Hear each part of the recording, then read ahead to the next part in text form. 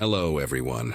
Before we start, make sure to like and subscribe to the channel, and leave a comment with where you're from and what time you're watching. That way, YouTube will keep showing you stories just like this one. Now, let's begin.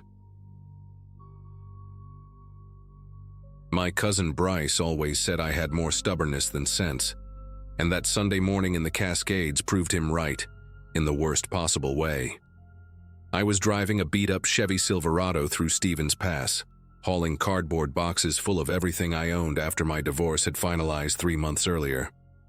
Most guys from my high school class of 2005 were settled into mortgages and raising their second kids by then. But there I was, relocating from Portland to Spokane for a warehouse supervisor gig that promised a fresh start. The route through the mountains usually took about 4 hours, a drive I had made dozens of times visiting Bryce during his college years at Gonzaga. That particular morning started gray but calm, the typical Pacific Northwest winter sky hanging low over the evergreens.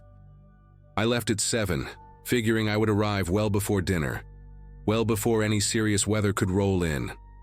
The radio mentioned an incoming system, but forecasts in that region changed every hour, and I had learned to take them with a grain of salt.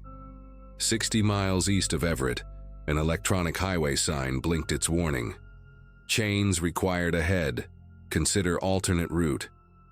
I pulled into a Shell station to top off the tank and grab a large coffee, and the woman working the register, a heavy-set lady with bifocals and a Seahawks lanyard around her neck, asked where I was headed.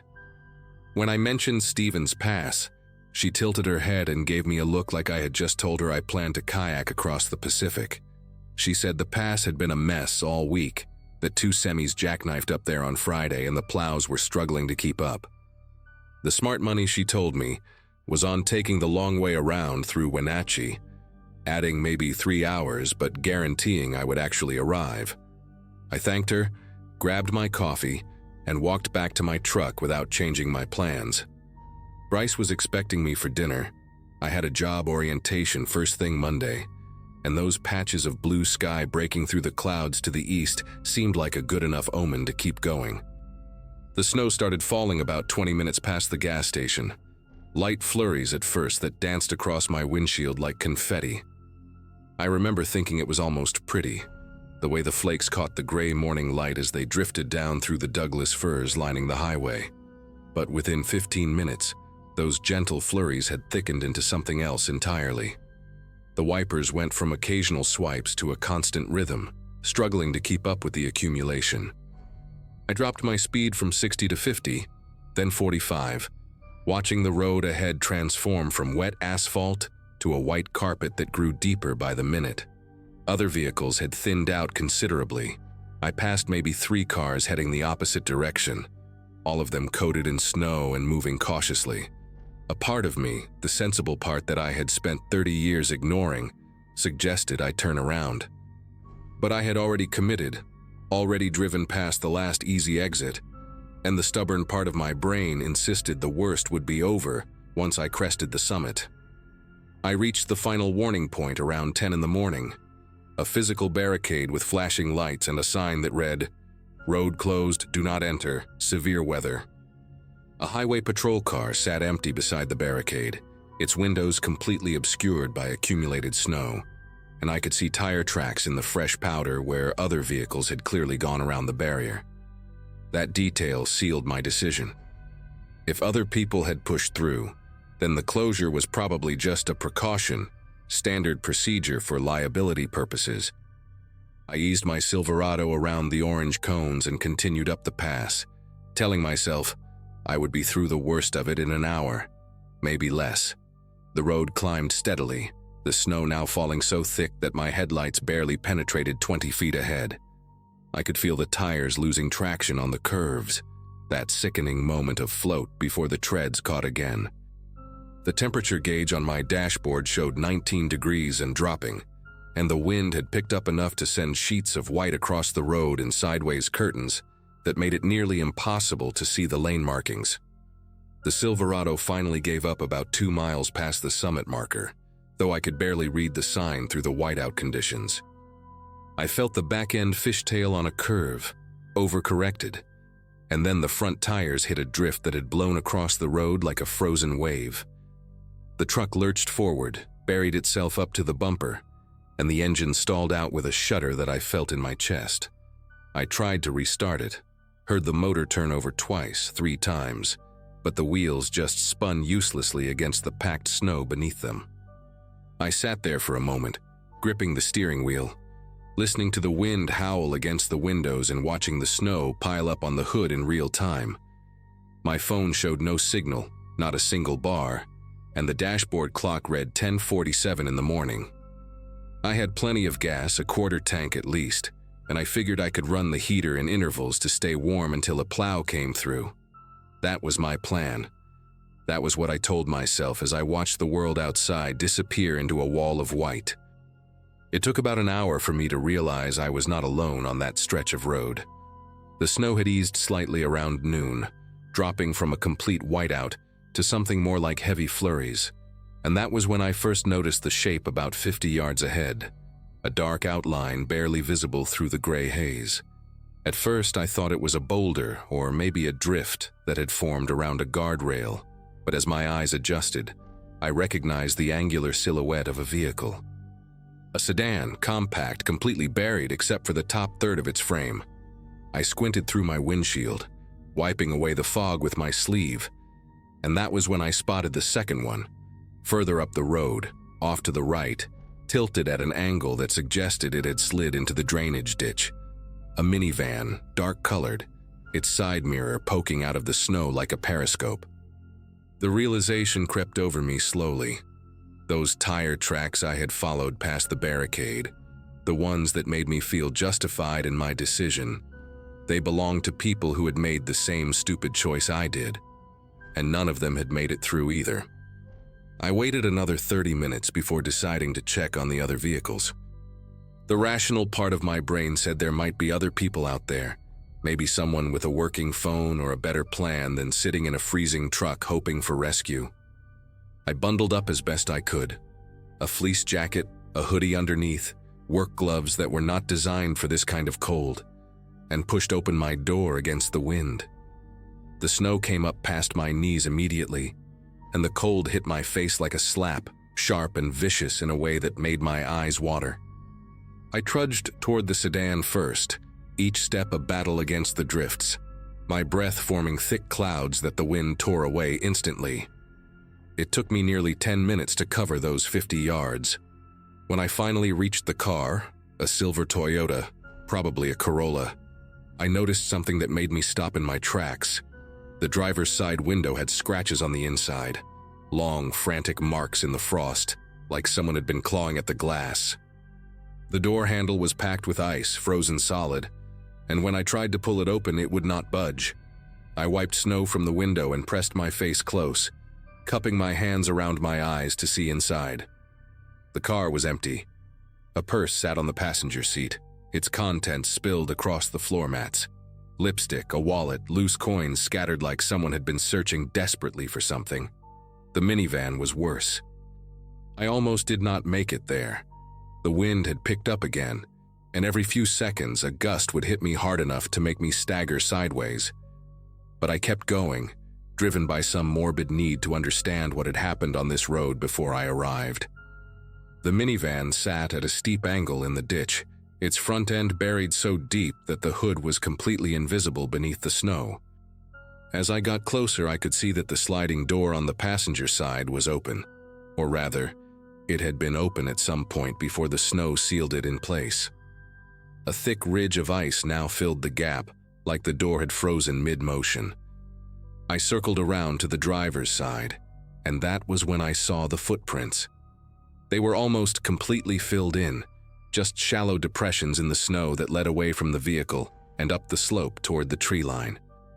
Small footprints like a woman, or maybe a teenager, spaced far apart in a way that suggested running.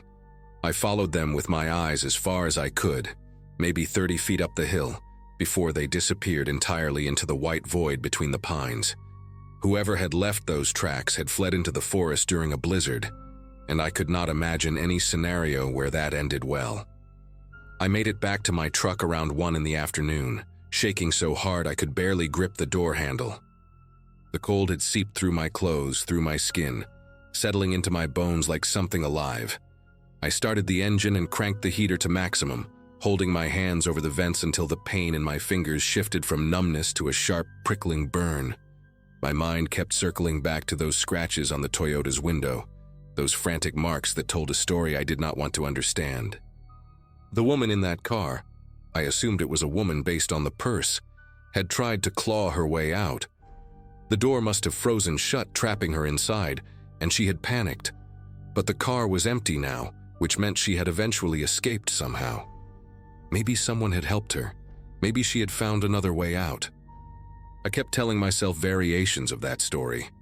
Versions where everyone made it to safety, where the footprints leading into the woods belonged to someone who found shelter at a ranger station or a cabin.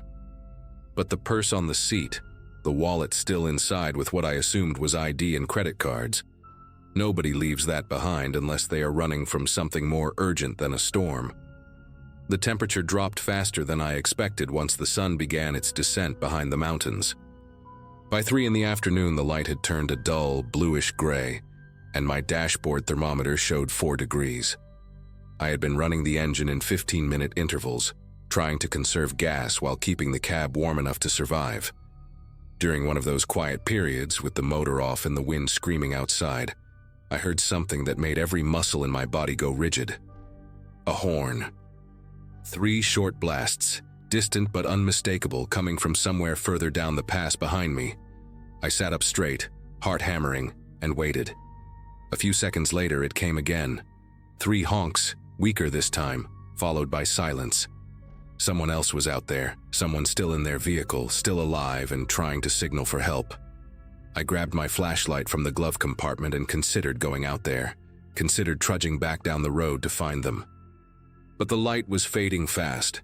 The snow had picked up again, and I knew with grim certainty that if I left my truck now, I might never find my way back to it. So I did something that still keeps me awake some nights.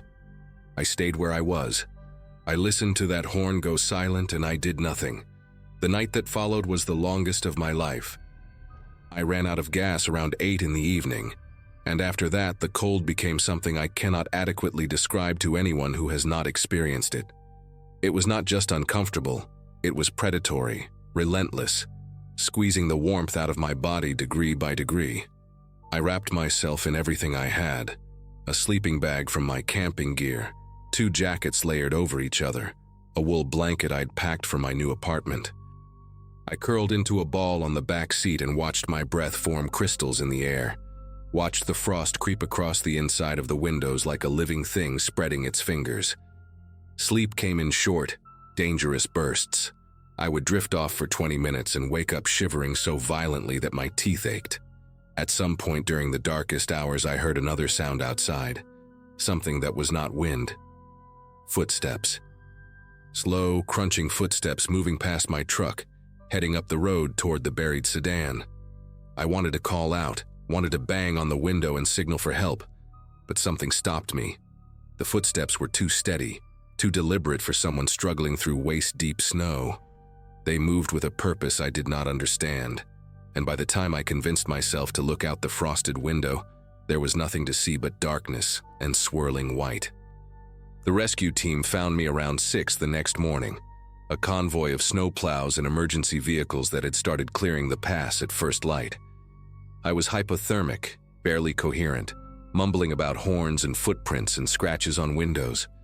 They loaded me into an ambulance and wrapped me in thermal blankets, and I remember the paramedic, a young guy with a beard and kind eyes, telling me I was lucky to be alive.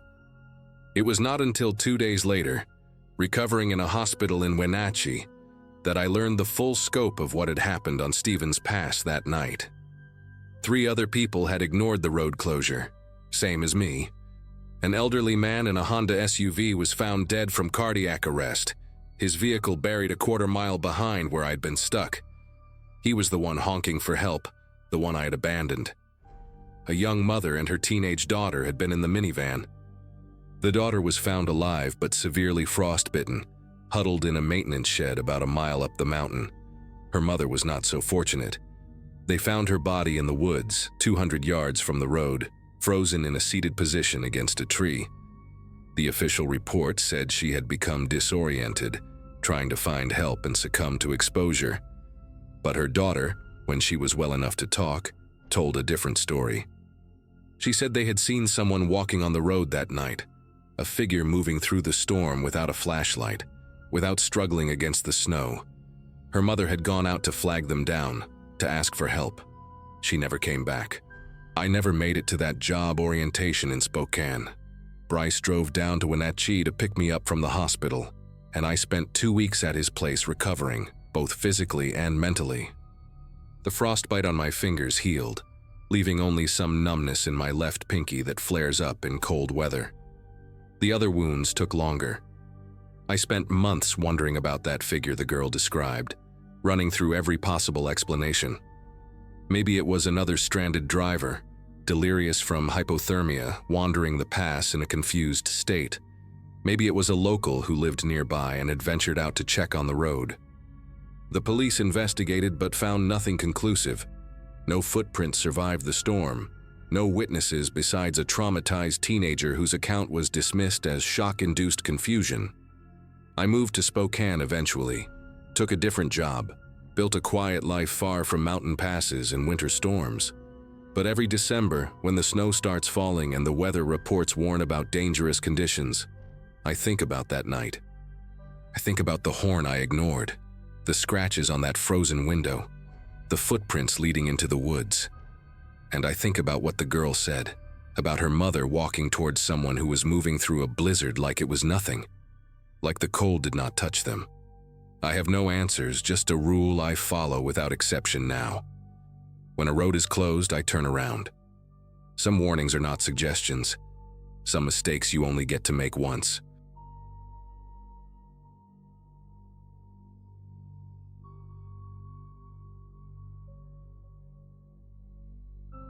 Christmas Eve fell on a Wednesday that year, and my mother had insisted on hosting the entire extended family at her farmhouse outside of Greenville, South Carolina. I had graduated from college in 2012, spent a decade bouncing between marketing jobs in Atlanta, and had only recently moved back closer to home after my divorce finalized in the spring. My mother's place sat on 11 acres of land that had belonged to my grandparents, a sprawling white house with wraparound porches and rooms that always smelled faintly of cedar and old books.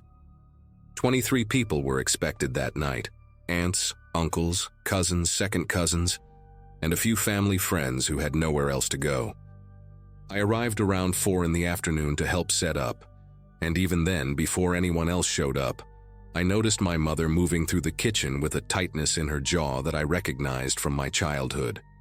She was nervous about something, and when I asked her what was wrong, she just shook her head and said, everyone needed to behave themselves this year.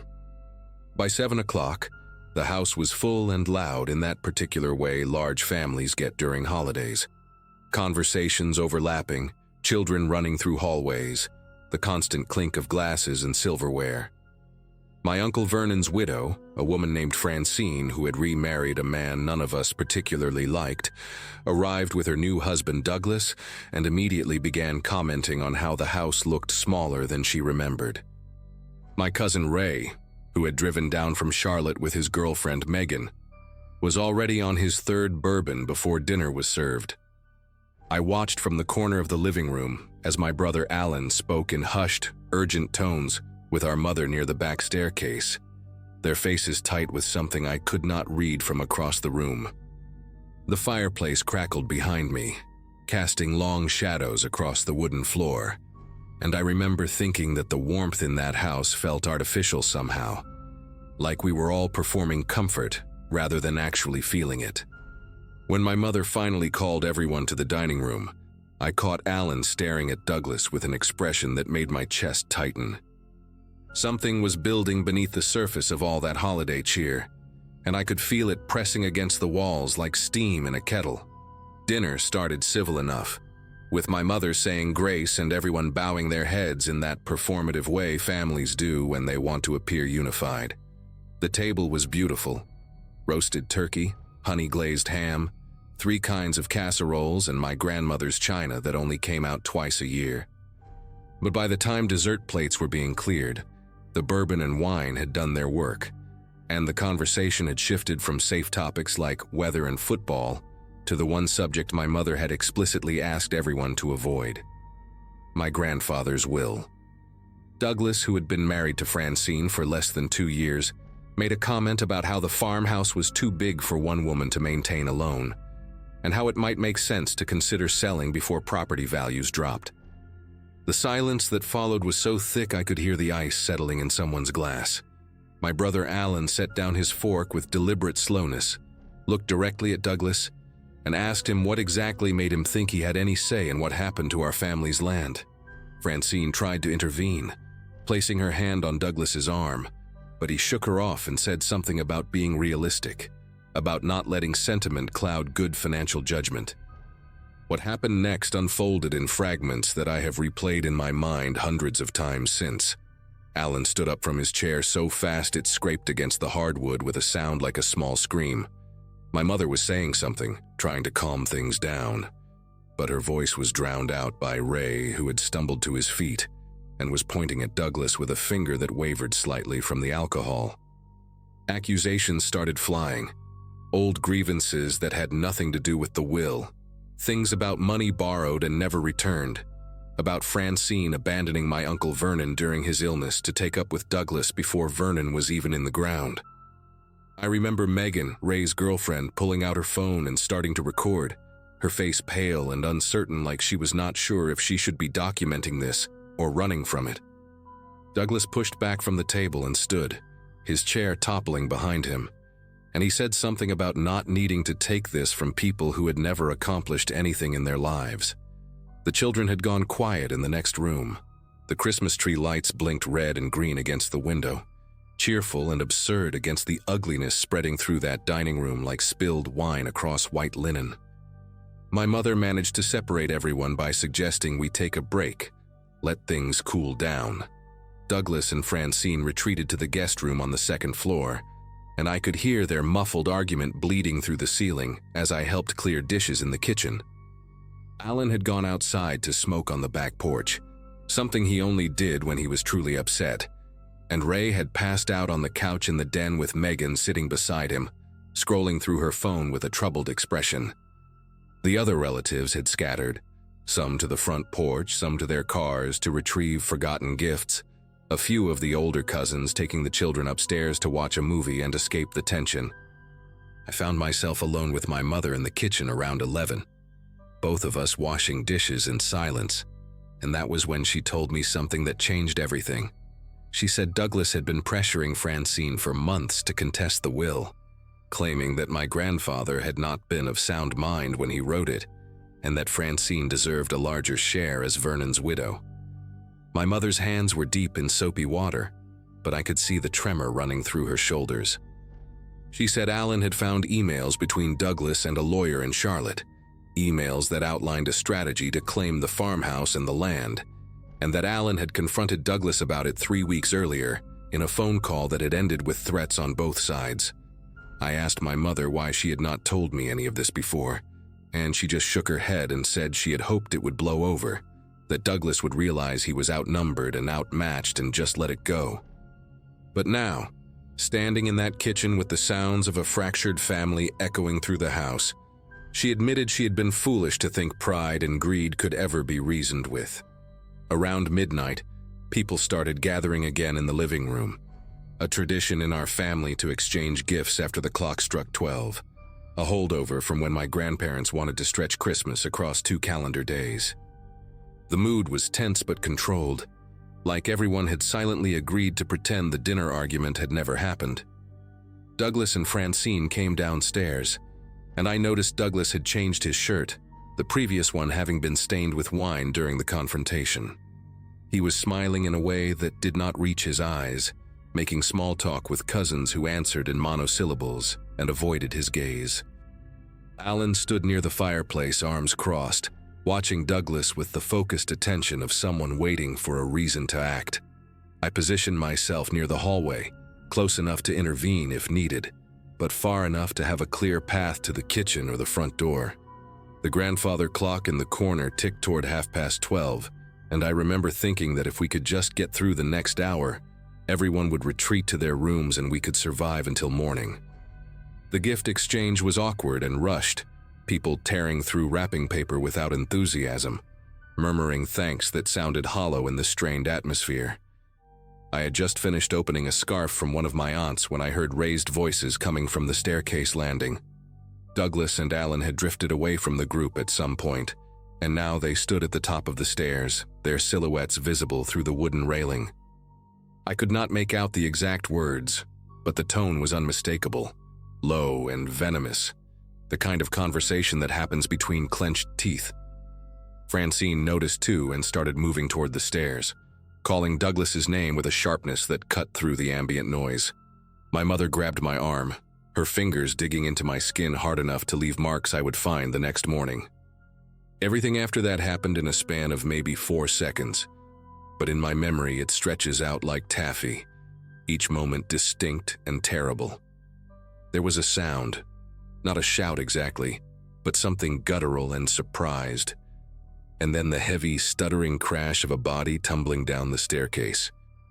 Douglas came down those stairs in a way no conscious person ever would, his limbs loose and flailing, his head striking the banister twice before he landed in a heap at the bottom, one leg bent at an angle that made my cousin's daughter start screaming from the doorway of the den. Chaos erupted in a way that felt both instantaneous and impossibly slow.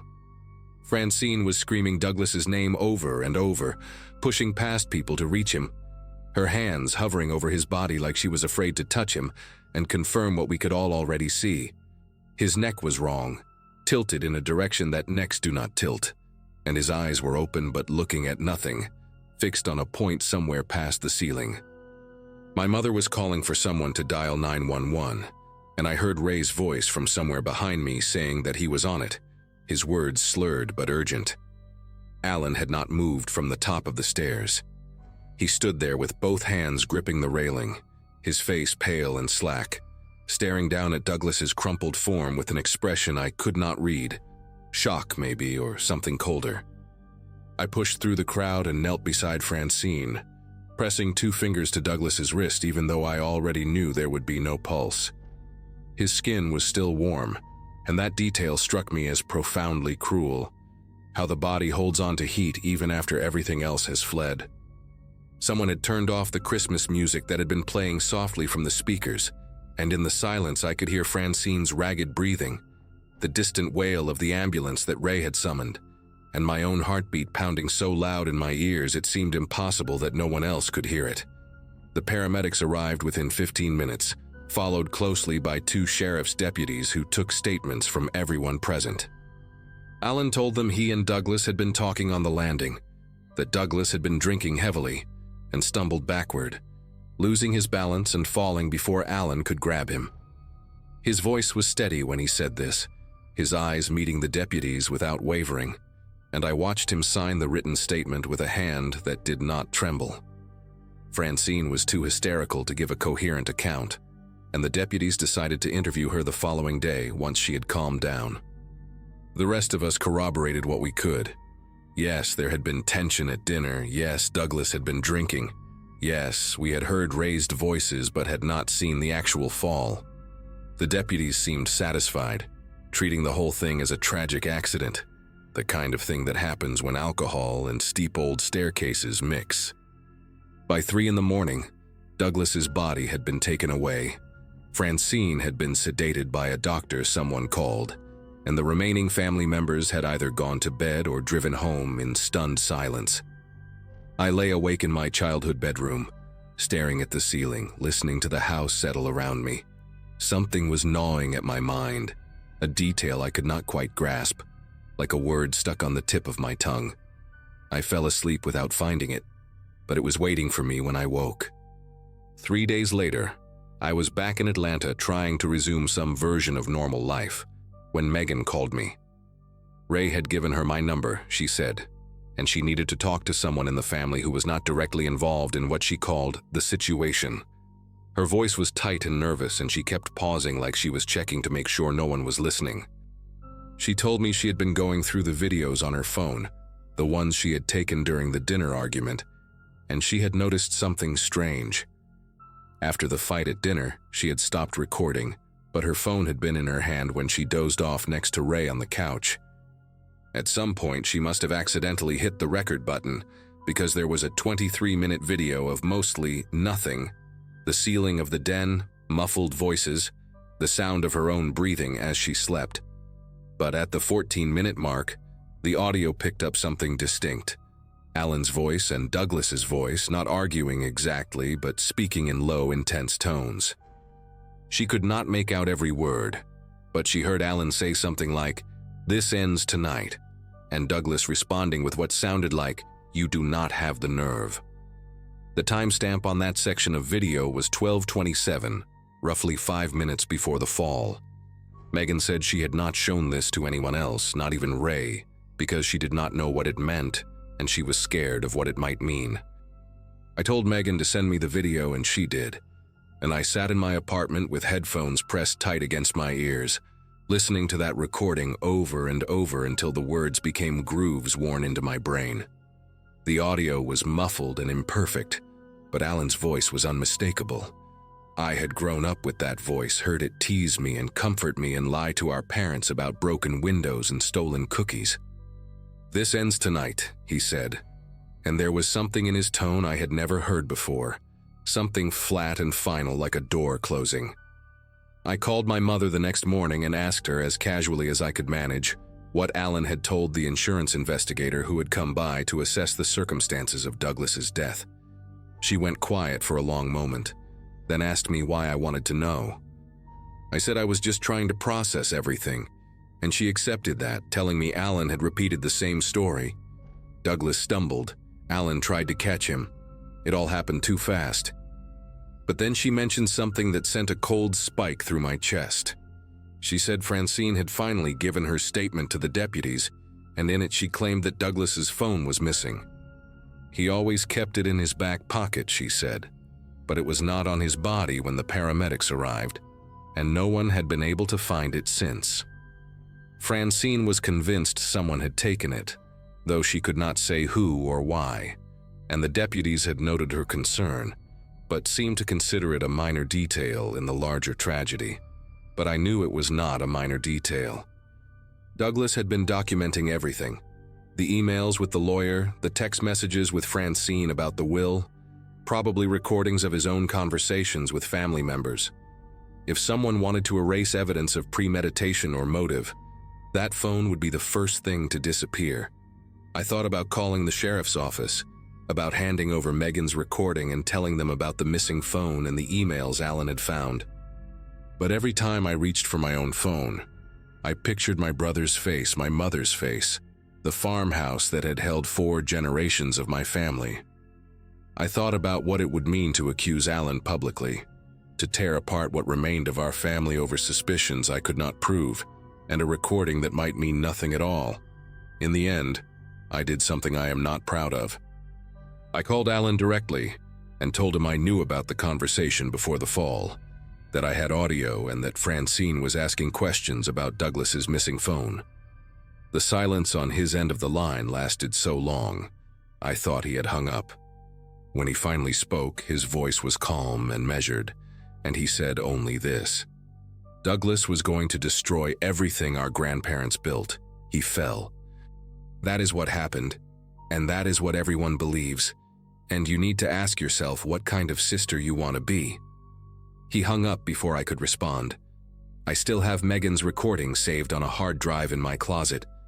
I still think about Francine, alone in some other state now, living with a grief I helped shape by staying silent. Some nights I convince myself that Douglas really did stumble, that Alan's words were just the frustrated venting of a man protecting his family, that the missing phone was lost in the chaos and nothing more. But most nights, I lie awake and replay those 4 seconds in my mind, the guttural sound, the crash, my brother's hands gripping the railing, and I know that I chose my family over the truth. I do not know if I will ever be able to live with that choice, but I have learned that living with it and making peace with it are 2 very different things.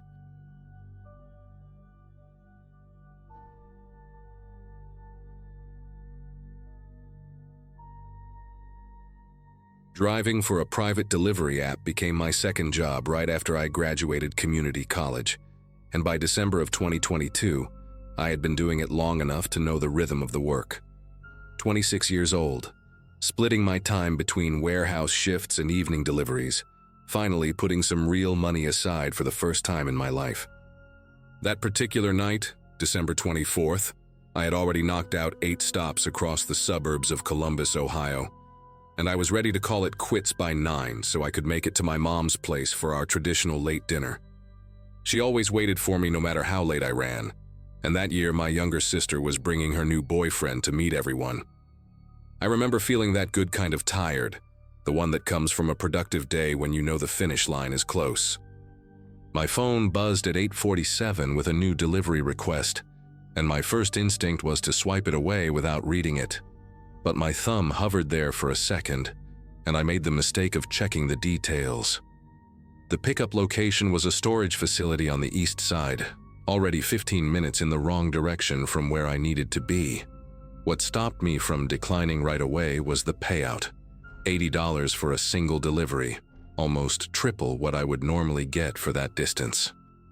The customer note explained it was a last-minute gift that had to arrive before midnight, and they were willing to pay extra for someone willing to work on a holiday. I sat in my parked car outside a Wendy's, engine running, doing the math in my head. $80 meant a full tank of gas plus some left over. My mom would understand an extra hour. I tapped accept at 8:51, and the app loaded the pickup code along with the destination address, a street called Thornberry Lane out in Westerville. I knew the area from previous jobs, one of those neighborhoods with big lawns and houses that all looked like they belonged in a catalog. Nice people, good tippers, the kind of customers who never gave you problems. I pulled out of the parking lot and headed east toward the storage place, already planning how I would explain the delay to my family. The storage facility was one of those 24-hour access places with a keypad at the gate and rows of orange metal doors under fluorescent lights. I punched in the code the app gave me, and the gate rattled open slow enough to test my patience. Unit 117 was near the back, tucked in a corner where the overhead lights flickered every few seconds. When I unlocked it with the second code, I found exactly what the job description said. A single cardboard box, maybe 2 feet by 2 feet, sitting alone on the concrete floor of an otherwise empty unit. No labels on the box, no company logo, no return address, just plain brown cardboard sealed with clear packing tape. It was lighter than I expected when I picked it up, maybe 5 or 6 pounds at most. I remember thinking it was strange that someone would rent a whole storage unit just for one box. But people do weird things, and I'd learned not to ask questions. I loaded it into my back seat, locked up the unit, and got back on the road by 9:20. Thornberry Lane turned out to be about 25 minutes from the storage place, and I spent most of the drive listening to a podcast about unsolved disappearances. Kind of ironic now that I think about it. The neighborhood was exactly how I remembered it, quiet and clean and decorated for the season. Wreaths on doors, lights wrapped around porch columns, inflatable snowmen glowing in front yards. The house I needed was number 4127, a 2-story colonial-style place with dark green shutters and a circular driveway. What caught my attention first was that all the lights were off.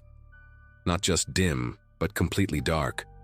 No Christmas lights outside, no glow from the windows, nothing. Every other house on the block was lit up like a postcard, but this one looked like nobody was home. I pulled into the driveway at 9:48, and the app automatically logged my arrival time along with my GPS coordinates. Standard procedure, nothing unusual. I grabbed the box from the back seat and walked up to the front door, my breath visible in the cold air. I rang the doorbell and waited. Nothing.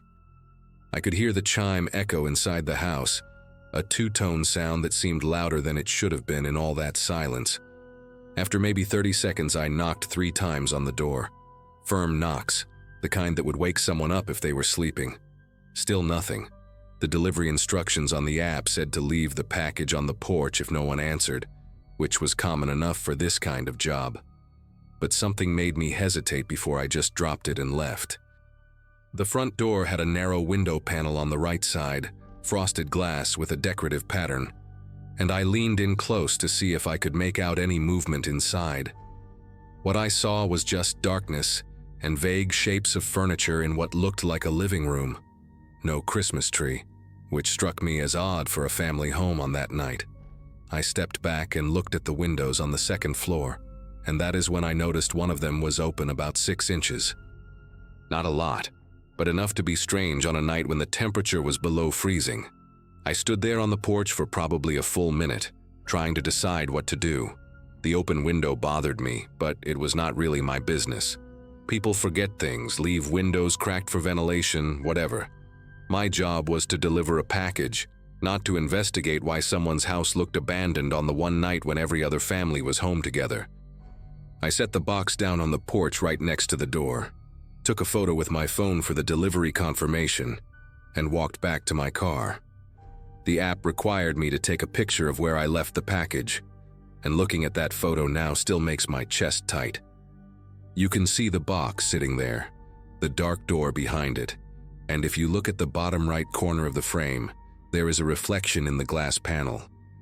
Just a smear of something pale that I did not notice at the time. I finished the delivery at 9:52, got in my car and drove away thinking about nothing except getting to my mom's house before the food got cold. The next few days were normal holiday stuff. Christmas morning with my family, leftovers for lunch, visiting my aunt on the 26th, catching up on sleep. I worked a short warehouse shift on December 27th and did a couple more deliveries that evening. Nothing memorable. Life just kept moving the way it does. It was December 29th when everything changed, and I remember the exact moment because I was eating cereal at my kitchen table and scrolling through my phone. A local news headline popped up on my feed, something about a family found dead in Westerville. I almost scrolled past it, the way you do with most bad news that does not involve you directly. But then I saw the street name, Thornberry Lane, and I stopped chewing. The article said police had discovered the bodies of 3 people inside a home after a relative called in a welfare check. A man, a woman, and their teenage daughter. The house number was not in the article, but there was a photograph taken from the street, and I recognized those dark green shutters immediately. I recognized the circular driveway where I had parked my car 5 nights earlier. I put my phone down and just sat there for a while trying to process what I was reading. The article did not give many details about what happened inside that house, just that police were treating it as a homicide investigation, and that the medical examiner was working to establish a timeline. But there was one line that made me feel like all the air had left the room. Authorities believed the family had been dead for several days before they were found, possibly since the evening of December 24th. I grabbed my phone again and opened the delivery app, scrolling back through my completed jobs until I found it. December 24th, 9:48 arrival, 9:52 completion, 4127 Thornberry Lane. The timestamp placed me at that house on the same night the family was last seen alive. I had been standing on that porch, ringing that doorbell, knocking on that door, while something terrible had either just happened or was still happening inside. The thought made me push my cereal bowl away because I suddenly felt like I might throw up. I spent the next hour going through every news article I could find about the case, but details were scarce. The family's name was Hartman, Glenn Hartman, his wife Melissa, and their 15-year-old daughter Caitlin. Neighbors described them as quiet and friendly, the kind of people who always waved but kept to themselves. No one had seen anything suspicious, no one had heard anything unusual. The welfare check had been requested by Melissa's sister in Pennsylvania, who got worried when no one answered calls or texts for days. That was all the news had to offer. I kept thinking about that open window on the second floor, how strange it seemed at the time, how I had talked myself out of caring about it. And then I remembered the photo, the delivery confirmation photo I had taken of the package on the porch. I opened my camera roll and found it, December 24th at 9:52 in the evening. The box sitting there, the dark door, and in that narrow glass panel to the right, that pale smear I had dismissed as nothing. I zoomed in as far as my phone would allow and my whole body went cold. It was a face, blurry and distorted by the frosted glass, but unmistakably a face pressed against the window from inside, looking out at me. For a long time, I just stared at that image, trying to convince myself I was seeing things. Maybe it was a reflection of something outside. Maybe it was a curtain or a piece of furniture that happened to look like features in the low light. But the more I looked, the more certain I became. There were eyes, a nose, the shape of a mouth. Someone had been standing right there on the other side of that door while I knocked, while I waited, while I set down the package and took this picture. They had watched me walk back to my car and drive away. I did not know if it was one of the family members, still alive at that point, and unable to call for help, or if it was whoever had killed them. Both possibilities made me sick in different ways. I knew I had to call the police, but I also knew what that meant. I would have to explain why I was there, show them my delivery records, hand over this photo. My timestamp put me at a crime scene. My face might end up on the news as a person of interest. But I could not live with keeping this to myself, so I found the number for the Westerville Police Department and made the call that would change everything about the next few months of my life. The detectives interviewed me 3 separate times over the following weeks. They took my phone, examined the photo, pulled all my delivery records and GPS data from that night. For about 2 weeks, I was genuinely afraid they considered me a suspect, even though my timeline showed I was only at the house for 4 minutes. They asked me the same questions over and over. Did I see anyone else on the street? Did I hear anything from inside? Did I notice any vehicles parked nearby? I told them everything I could remember, which was not much. The dark house, the open window, the silence when I knocked. They never told me directly what happened to the Hartman family, but I pieced together enough from news reports and the questions they asked. It was bad. The kind of bad that makes you understand why some details never get released to the public.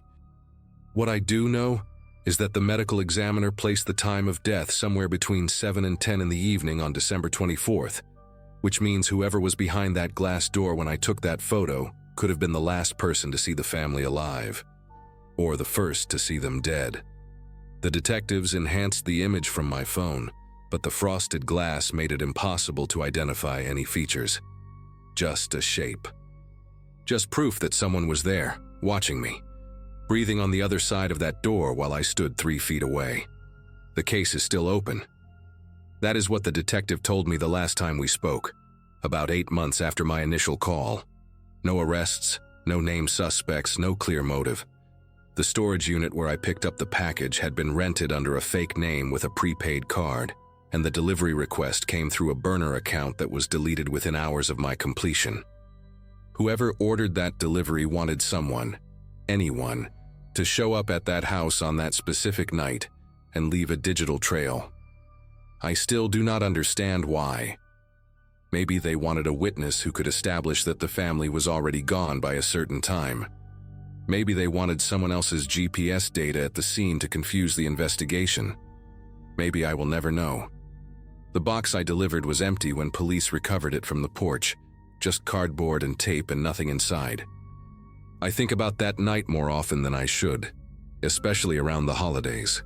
I think about how I almost declined that job, how $80 seemed worth the detour, how I stood on that porch and felt something was wrong but walked away anyway.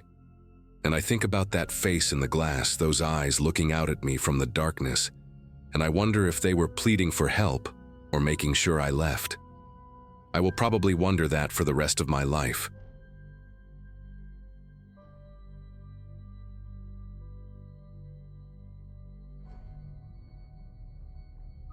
Cold snaps in rural Ohio are nothing new, but January of 2018 brought something different. For 3 straight weeks, the temperature never climbed above 15 degrees, and the local news kept running stories about burst pipes, stranded motorists, and elderly folks found frozen in their own homes because they could not afford heating oil. I was renting a 1-bedroom place on Birchwood Lane at the time, still paying off student loans from a nursing degree I had finished just 2 years earlier. My 24th birthday had come and gone quietly that month, celebrated with a frozen pizza, and a phone call from my mom who lived 6 hours away in Pennsylvania. When a co-worker shared a Facebook post about a charity called Heartland Winter Aid, looking for volunteers to pick up donated supplies, I signed up without thinking twice. The post looked legitimate: professional logo, phone numbers, a mission statement about helping families survive the cold. They needed people with vehicles to collect surplus food and blankets from rural drop-off points and bring them to a distribution center in town. I woke up on that Saturday to a sky the color of old concrete and a text message confirming my volunteer assignment. The drop-off location was a decommissioned feed mill, about 35 minutes outside of Millbrook, down a series of back roads I had never driven before. The directions came in an email attachment. No Google Maps link, just written instructions telling me to take County Road 47 until I passed a rusted water tower, then turn right onto an unpaved road and continue for roughly 3 miles. I printed the directions because cell service out there was notoriously unreliable, and I did not want to get lost in the middle of nowhere with my gas tank running low. My Subaru started on the 3rd try that morning, the engine groaning against the cold, and I let it warm up while I scraped a thick layer of frost from the windshield. By 9:30 I was heading out of town, passing gas stations and fast food joints that gradually gave way to farmland. Endless white fields dotted with skeletal trees and the occasional barn hunched against the wind. The further I drove, the more isolated everything became. I passed a farmhouse with no lights on, then another with a collapsed roof, then nothing but fence posts and frozen ditches for what felt like miles. The rusted water tower appeared right where the directions said it would, a hulking brown cylinder rising from the flat landscape like some kind of forgotten monument. I turned right onto the unpaved road and immediately felt my tires struggle for traction on the frozen gravel. The path was narrow, barely wide enough for one vehicle, bordered on both sides by dense thickets of bare branches that scraped against my windows as I crept forward. I checked my phone and saw exactly what I had expected. No signal, not even a single bar. A small knot of unease formed somewhere in my chest, but I told myself I was being paranoid. This was a charity pickup, nothing more. Plenty of rural locations had poor reception.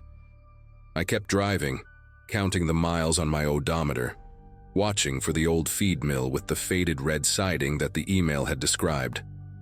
I spotted the building at exactly the 3-mile mark, just like the directions promised.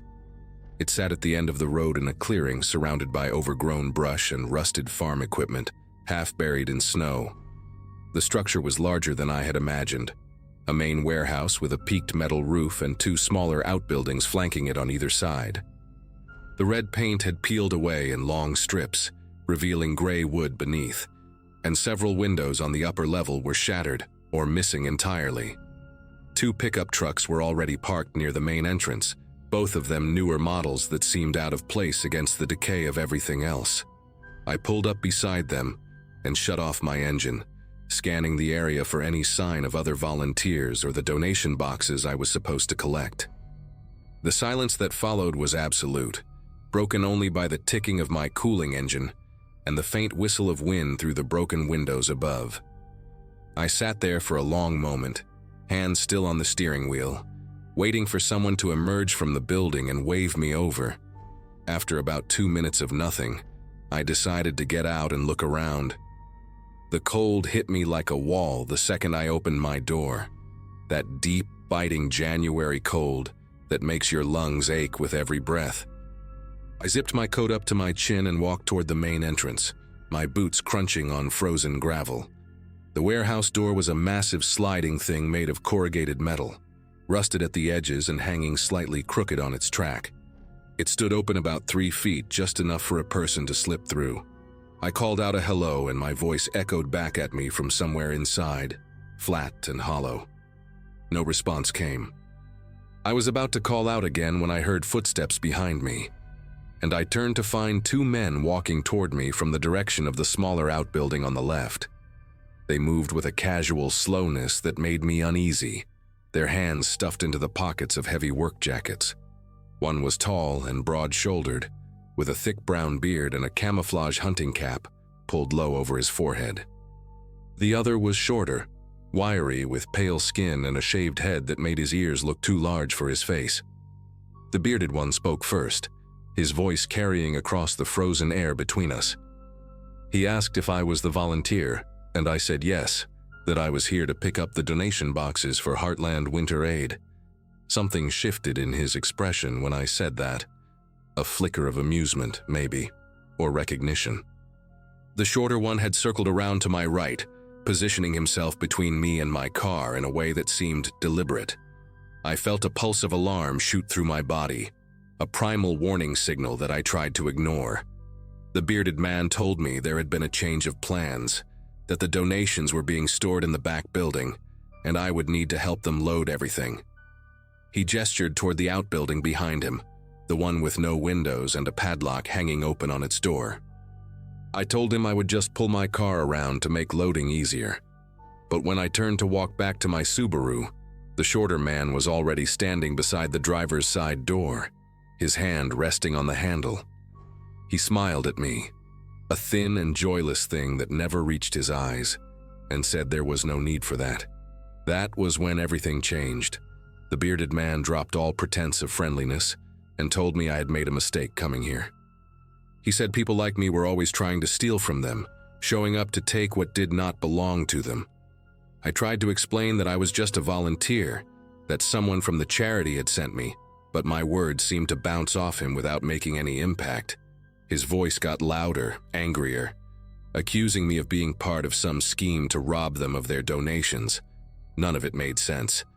There were no donations here, no boxes, no supplies, nothing but abandoned buildings and frozen dirt. The shorter man had pulled something from his pocket, and when I glanced over I saw it was a knife with a black handle and a blade about 4 inches long. He was not pointing it at me, just holding it loosely at his side, but the message was clear enough. My heart was hammering so hard I could feel it in my throat.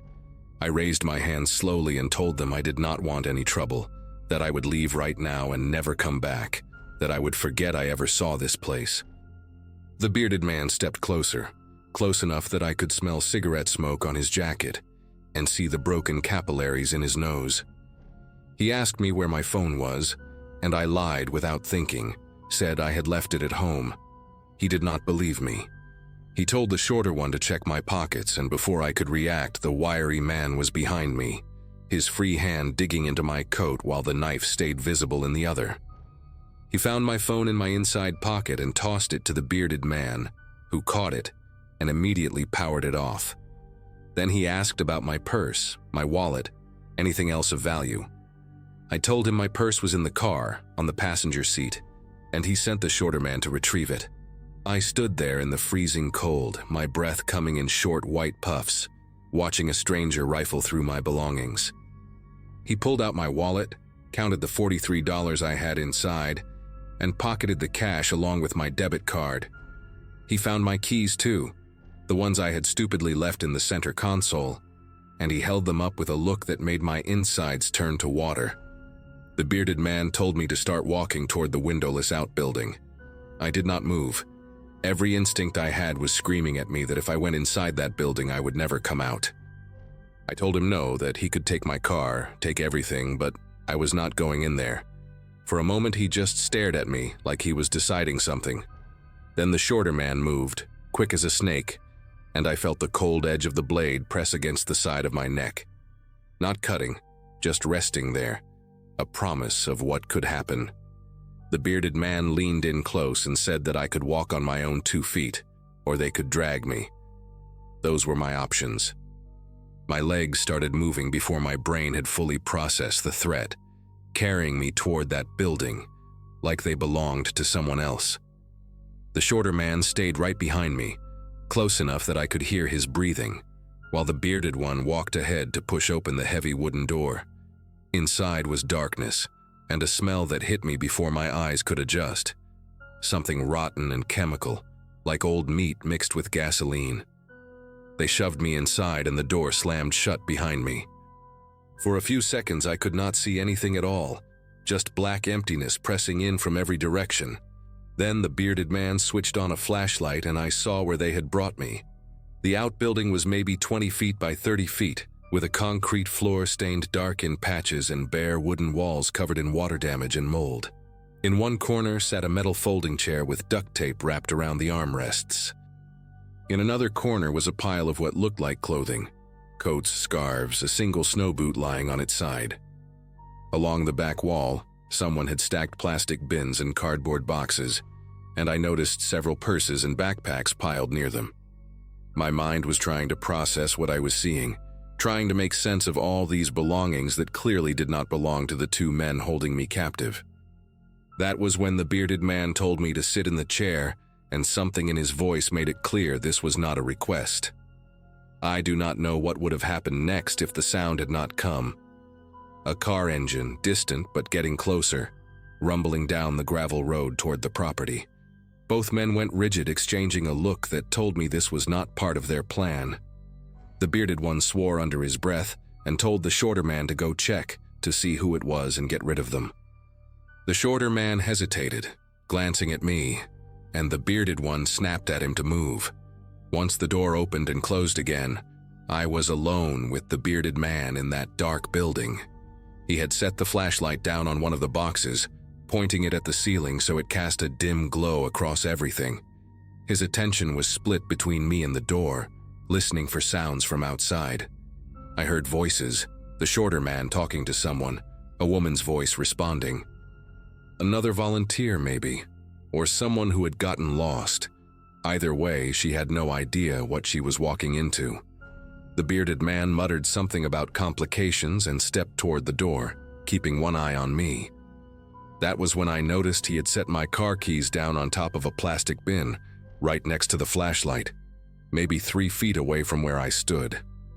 I did not think. I just moved. My hand closed around those keys and I was running before my brain caught up with my body, sprinting toward a section of the wall where I had noticed the wood looked rotten and weak. I hit it shoulder first with everything I had, and the boards gave way in an explosion of splinters and frozen air. I heard the bearded man shout behind me, but I did not stop, did not look back. I was outside, in the blinding white daylight, my lungs burning as I ran through snow that came up past my ankles. I could see another car parked near the trucks, a green Ford Explorer with a woman standing beside it, looking confused, while the shorter man talked to her with his hands spread wide in a calming gesture. I screamed at her to run, to get in her car and go. She looked at me, saw my face, and something in my expression must have registered because she scrambled for her door. The shorter man lunged at her, but she was already inside, locking the doors. I changed direction and ran for my own car, jamming the key into the ignition with fingers that felt like they belonged to a stranger. The engine turned over on the first try, which felt like some kind of miracle. I threw it into reverse and floored the gas, tires spinning on ice before catching gravel. The bearded man had come around the side of the outbuilding, moving fast, but I was already pulling away. In my rearview mirror, I saw the woman in the Explorer doing the same thing, her tires kicking up a spray of frozen dirt as she reversed toward the road. We both flew down that narrow path through the thicket, branches scraping metal, and I did not slow down until I hit County Road 47. I drove straight to the sheriff's office in Millbrook, shaking so hard I could barely keep the wheel steady. The woman in the Explorer followed me the whole way. Her name was Candace, and she had received the same Facebook message about volunteering for Heartland Winter Aid. She had been assigned to that same location, scheduled to arrive 15 minutes after me. When the deputies finally made it out to the feed mill that afternoon, the two men were gone. But they found the outbuilding, and they found what was inside. The belongings of at least 9 different people. Identification cards and wallets and phones, some of them belonging to individuals who had been reported missing over the past 2 winters. The investigation took months. I learned that the fake charity had been operating under different names for at least 3 years, targeting people during cold snaps, when desperation made folks more willing to help and less likely to ask questions. They found similar setups at 2 other rural locations in neighboring counties, all connected to the same pair of men. The bearded one turned out to be named Vernon Dunlap, and he had a record stretching back 15 years, assault, robbery, and a manslaughter charge that got pleaded down to nothing. They caught him in March, trying to cross into Indiana with a trunk full of stolen electronics and cash. The shorter one, whose name I never learned, disappeared completely and has not been seen since. 3 bodies were eventually recovered from a property Dunlap had access to, buried in shallow graves behind a barn. The victims were all people who had responded to those fake charity posts, people who just wanted to help their neighbors survive the cold. I still think about that pile of coats in the corner of that outbuilding. I think about the single snow boot lying on its side. I think about how close I came to becoming another name on a missing persons report that nobody would ever solve. And I think about Candace, whose timing saved both our lives, and how neither of us has volunteered for anything since.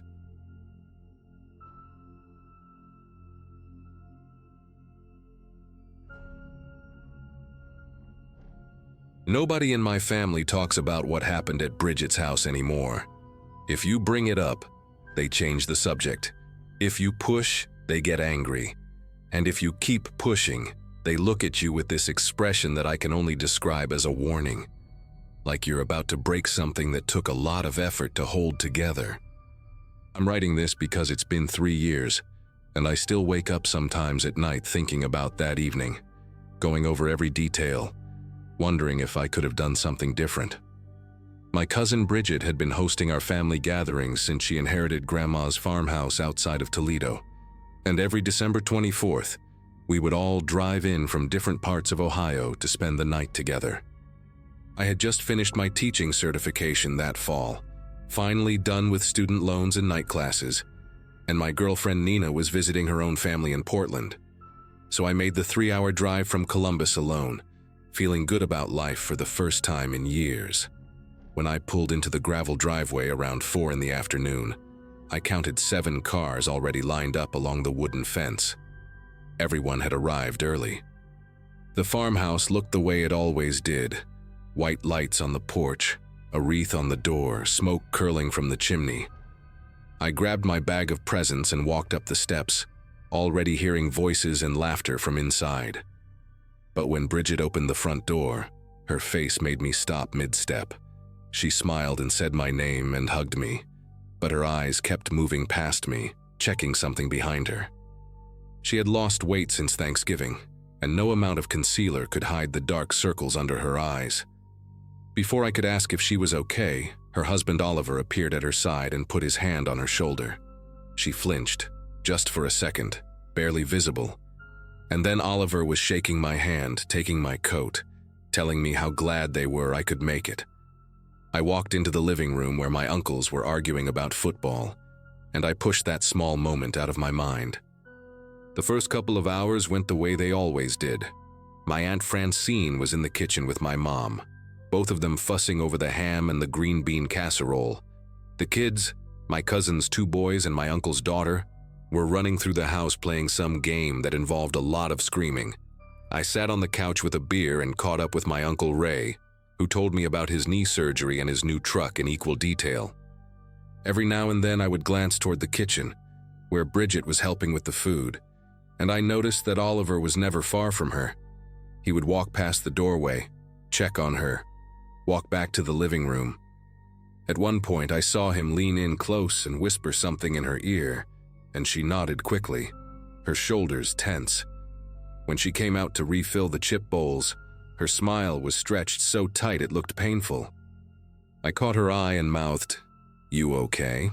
But she just gave me a thumbs up and disappeared back into the kitchen. Around 6, we all gathered in the dining room for dinner. Bridget and Oliver sat at one end of the long table, my parents at the other, and the rest of us filled in the middle. The food was good, the wine was flowing, and for a while everything seemed normal. But I started noticing things, small things. The way Bridget asked Oliver before taking a second glass of wine, not out loud, just a quick glance waiting for his nod. The way she kept apologizing for things that didn't need apologies, like the rolls being slightly overdone or the gravy being too thick. And twice during the meal, Oliver corrected her when she was telling a story. Not in a joking way, but flat and cold, like a teacher correcting a student. "That's not how it happened," he said both times. and both times Bridget went quiet and let him finish the story his way. My mom caught my eye across the table, and I could tell she had noticed it too. But neither of us said anything. We just kept eating. After dinner, the men moved to the living room to watch a game while the women cleaned up. I know how that sounds, but that's how it always was at these gatherings, old habits from a different generation. I offered to help in the kitchen, but my Aunt Francine waved me off and told me to go relax. So I grabbed another beer and sat in the corner armchair, half watching the TV while my uncles yelled at the screen.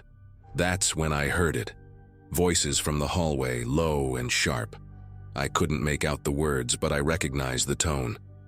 It was Oliver and Bridget, and whatever they were discussing, it wasn't friendly. I got up to use the bathroom, which meant walking past the hallway that led to the back bedrooms. As I got closer, I could hear them more clearly. Oliver was saying something about her making him look stupid at dinner, and Bridget was apologizing, her voice small and pleading. I stopped walking. I should have kept going, should have pretended I didn't hear, but I just stood there. Then Oliver said something I couldn't catch, and Bridget started crying, quiet, muffled sobs like she was covering her mouth. I took a step toward them, but before I could do anything, my Aunt Francine appeared out of nowhere and grabbed my arm. She pulled me back toward the living room with a grip that surprised me. When I tried to say something about what I'd heard, she cut me off. "Leave it alone," she said, her voice barely above a whisper. "This is between them. No one is ruining Christmas." I stared at her, not sure I had heard her right. Bridget was crying in the back of the house, clearly upset, and my aunt was telling me to ignore it. I tried to argue, but Francine's expression stopped me. It wasn't angry, it was scared. She looked like someone trying to keep a lid on a pot that was about to boil over, and she was terrified of what would happen if she failed. "Please," she said, "just go sit down. Bridget will be fine.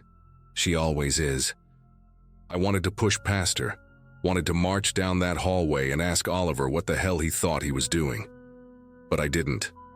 I let my aunt guide me back to the living room, and I sat down in that armchair, and I watched the game without seeing a single play. 10 minutes later, Bridget came out with a fresh tray of cookies, her makeup touched up, her smile back in place. Nobody said a word. The night went on. We did the gift exchange around 8. Everyone gathered around the tree while the kids tore through wrapping paper. I gave Bridget a scarf I had picked out at a craft fair in Columbus, and when she opened it, her eyes got wet for just a second before she blinked it away and thanked me. Oliver watched her the whole time, his arm draped over the back of her chair in a way that looked possessive rather than affectionate. I noticed that Bridget didn't give Oliver a gift, or if she did, he didn't open it in front of everyone. After the presents, my Uncle Ray suggested we play cards like we used to when Grandma was alive. We set up at the dining room table, me, Ray, my dad, and my cousin's husband Neil, while the others stayed in the living room with the kids. Oliver said he was going to help Bridget clean up the gift wrap, and the two of them disappeared down the hallway toward the bedrooms. I tried to focus on the game, but I kept glancing toward that hallway, waiting for them to come back. 15 minutes passed, then 20. My dad asked if I was going to play my hand or just stare at the wall, and I forced myself to pay attention. That's when we heard the crash. It came from somewhere in the back of the house, a heavy muffled thud followed by the sound of something breaking, glass maybe, or ceramic. Everyone in the living room went quiet. The kids stopped playing. My mom and Aunt Francine exchanged a look that I will never forget. Not surprise, not confusion, just grim recognition, like this was something they had been expecting all night. Before anyone could move, my Uncle Ray stood up from the card table and said, loud enough for the whole room to hear, "I'll handle it." He walked down the hallway, and a few seconds later I heard a door open in Ray's voice, calm but firm. I couldn't make out the words. Then another voice, Oliver's, sharp and defensive. Then nothing. The silence stretched on for what felt like minutes. When Ray finally came back, his face was red and he was breathing hard, but his expression was carefully neutral. "Everything's fine," he said. "Bridget dropped a lamp, no big deal." He looked around the room, making eye contact with each of us in turn. No one is ruining Christmas. I couldn't take it anymore.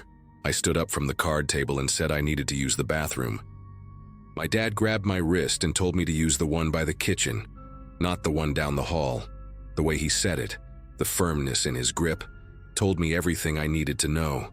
Something bad had happened in that back room, and my own father was trying to keep me from seeing it. I pulled my arm free and told him I would be right back. The hallway was dark except for a thin strip of light coming from under one of the bedroom doors. As I got closer, I could hear Bridget's voice, not crying this time, just quiet, almost monotone, like she was reciting something she had memorized. I knocked softly and said her name. The talking stopped. A few seconds later, the door opened just a crack, and Bridget's face appeared in the gap. She had changed her shirt, I noticed. The cream-colored blouse from dinner was gone, replaced by a dark sweater with a high neck. And there was something on her cheek, a red mark, fresh, the shape of fingers. She saw me looking and turned her head so the mark was in shadow. She told me she was fine, that she just needed a minute, that I should go back to the party. Her voice was flat and empty, like someone reading lines from a script. I asked her where Oliver was, and she said he had gone outside to cool off. I asked her what really happened, and for just a second something flickered in her eyes. Fear, exhaustion, maybe a desperate wish that someone would finally see what was happening. But then it was gone, and she smiled that awful stretched smile and said it was nothing. Just a silly argument, no big deal. Behind me I heard footsteps. I turned and saw my mother standing at the end of the hallway, her arms crossed, her face unreadable in the dim light. "Come back to the living room," she said. It wasn't a request. Bridget needs some time alone. No one is ruining Christmas. 3 times now. 3 different people. The same exact words. I looked back at Bridget, hoping she would say something, ask for help, give me any sign that I should stay. But she just nodded and closed the door in my face. The rest of the night passed in a blur. Oliver came back inside around 10, his face calm, his hands in his pockets, acting like nothing had happened. He sat down on the couch next to my Uncle Ray, and within minutes they were laughing about something on TV. Bridget eventually emerged from the bedroom wearing fresh makeup that almost hid the swelling on her cheek, and she busied herself making hot chocolate for the kids. I watched her move through the kitchen, watched the way she avoided looking at Oliver, watched the way everyone else avoided looking at her. It was like witnessing a play where all the actors knew their lines perfectly, where every movement was choreographed to maintain the illusion that everything was normal. Around 11, people started heading to bed. The farmhouse had 4 bedrooms, so we doubled up the way we always did. Kids in sleeping bags in the living room, couples in the guest rooms, singles like me on air mattresses wherever we could find space. I set up my mattress in the upstairs hallway near the bathroom and lay there in the dark listening to the house settle. I could hear murmured voices from behind closed doors, but I couldn't make out words. At some point I must have fallen asleep because the next thing I remember is waking up to gray morning light and the sound of my Aunt Francine screaming. I ran downstairs still half asleep, my heart pounding, not sure what I was about to find. Francine was standing in the kitchen doorway, her hand over her mouth, staring at something I couldn't see. My parents were already there, and my Uncle Ray and Neil, all of them crowded around the kitchen entrance with expressions I had never seen before. I pushed past them and looked inside. The kitchen was empty. The back door was wide open, letting in cold December air, and there were drops of something dark on the floor leading from the hallway to the door. On the counter, next to the coffee maker, was Bridget's wedding ring, just sitting there, placed carefully on a folded napkin, like she had taken it off to wash dishes and never put it back on. Oliver was sitting at the kitchen table, his head in his hands, and when he looked up at me, his eyes were red but his face was blank. "She left," he said. "Sometime in the night. I woke up and she was gone." He gestured at the open door, the drops on the floor, the ring on the counter. "She just left." I wanted to call the police right then. I said we should call someone, that this didn't make sense, that Bridget wouldn't just walk out into the cold in the middle of the night without her car without her phone, without telling anyone.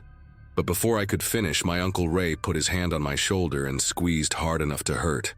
"She's been unhappy for a while," he said, his voice steady and rehearsed. "She mentioned wanting to get away, start fresh somewhere." This isn't a surprise to anyone who's been paying attention. I looked around the room, waiting for someone to disagree, waiting for my mom or my aunt or anyone to say that this was insane, that we needed to do something, but they all just stood there nodding, their faces arranged in expressions of sad acceptance. My Aunt Francine wiped her eyes and said that Bridget had talked to her about leaving Oliver, about needing space, about wanting to disappear for a while.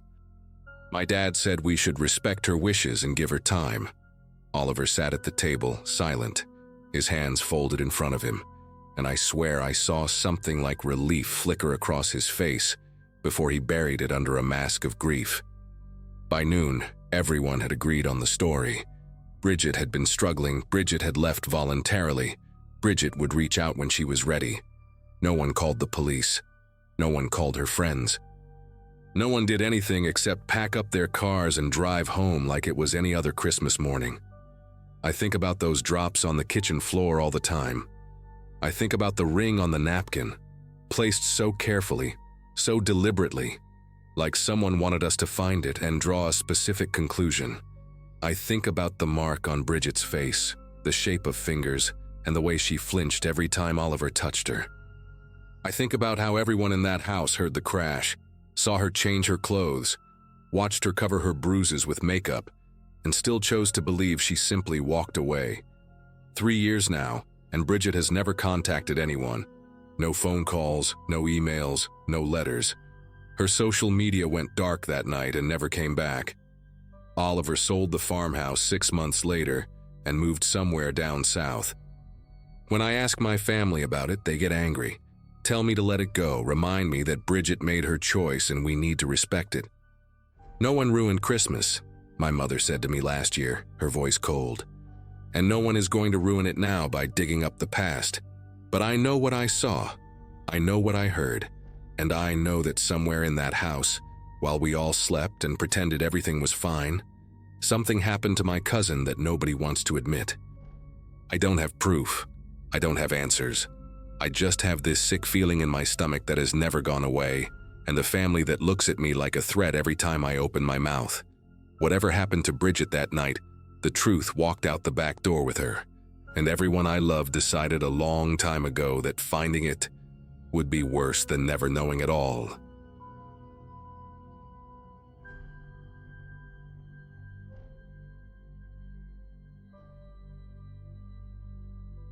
Christmas was 5 days away, and my apartment smelled like coffee and regret. After my divorce finalized that October, I moved into a one-bedroom unit on the 3rd floor of Birchwood Commons, a bland complex in the suburbs of Columbus, Ohio. My graduating class from high school had their 15-year reunion that fall, and while scrolling through photos of former classmates with their families in vacation homes, I sat surrounded by boxes I still had not unpacked. The job at the insurance company paid enough to cover rent and utilities, but not much else. I kept the thermostat at 62 degrees to save money. That particular morning, December 20th, I woke up around 7 to the sound of my upstairs neighbor's television blaring some talk show. I made my usual pot of cheap coffee, the kind that comes in a massive red canister, and shuffled toward the kitchen table where I normally ate my toast while doom-scrolling through news on my phone. That was when I saw it. A white envelope sat in the middle of my living room floor, maybe 8 feet from the front door. It looked thick, stuffed with something substantial. My first thought was that it must have slipped under the door, some kind of late rent notice or holiday flyer from management. But when I picked it up, the weight told me immediately this was not paper. I tore open the unsealed flap, and my breath caught somewhere in my chest. Cash. Stacks of it bound with rubber bands, all 20s and 50s from what I could see. I counted it 3 times because my brain refused to accept the number. $14,600. There was no note, no card, no name. Nothing to indicate where this came from or who left it. I checked the envelope again, flipping it inside out. Completely blank. I walked to my front door and examined the lock, the frame, the deadbolt. Everything looked normal, untouched. But I knew, with absolute certainty, that I had locked that door before going to bed. I sat on my couch for almost an hour, just staring at the money spread across my coffee table. My mind cycled through every possible explanation. Maybe my mother sent it, feeling guilty about the divorce, wanting to help me get back on my feet. But my mother worked as a receptionist at a dental office and could barely cover her own mortgage. My father had been out of the picture since I was 11. My ex-wife, Melanie, certainly was not sending me anything except passive-aggressive texts about picking up the rest of my stuff from her garage. I thought about my coworkers, my neighbors, anyone who might have access to my building. None of it made sense. People do not just give away $14,000 anonymously, and they definitely do not break into apartments to do it. I picked up one of the stacks and examined the bills closely. They looked real, felt real, had that distinct papery smell that money carries. No obvious counterfeits, no die packs, just clean, unmarked cash sitting in my living room like it belonged there. Around 9:30, I decided to check if anything else in my apartment had been disturbed. I walked through every room, opened every closet, looked under the bed like a kid checking for monsters. Nothing was missing. Nothing was moved. My laptop still sat on the kitchen counter. The $40 in my wallet remained untouched. Whoever came in had left something instead of taking anything, which made the whole situation even more unsettling. I checked the windows next, all of them locked from the inside, painted shut years ago by some lazy maintenance worker. The only entry point was the front door, and I lived on the 3rd floor with no fire escape nearby.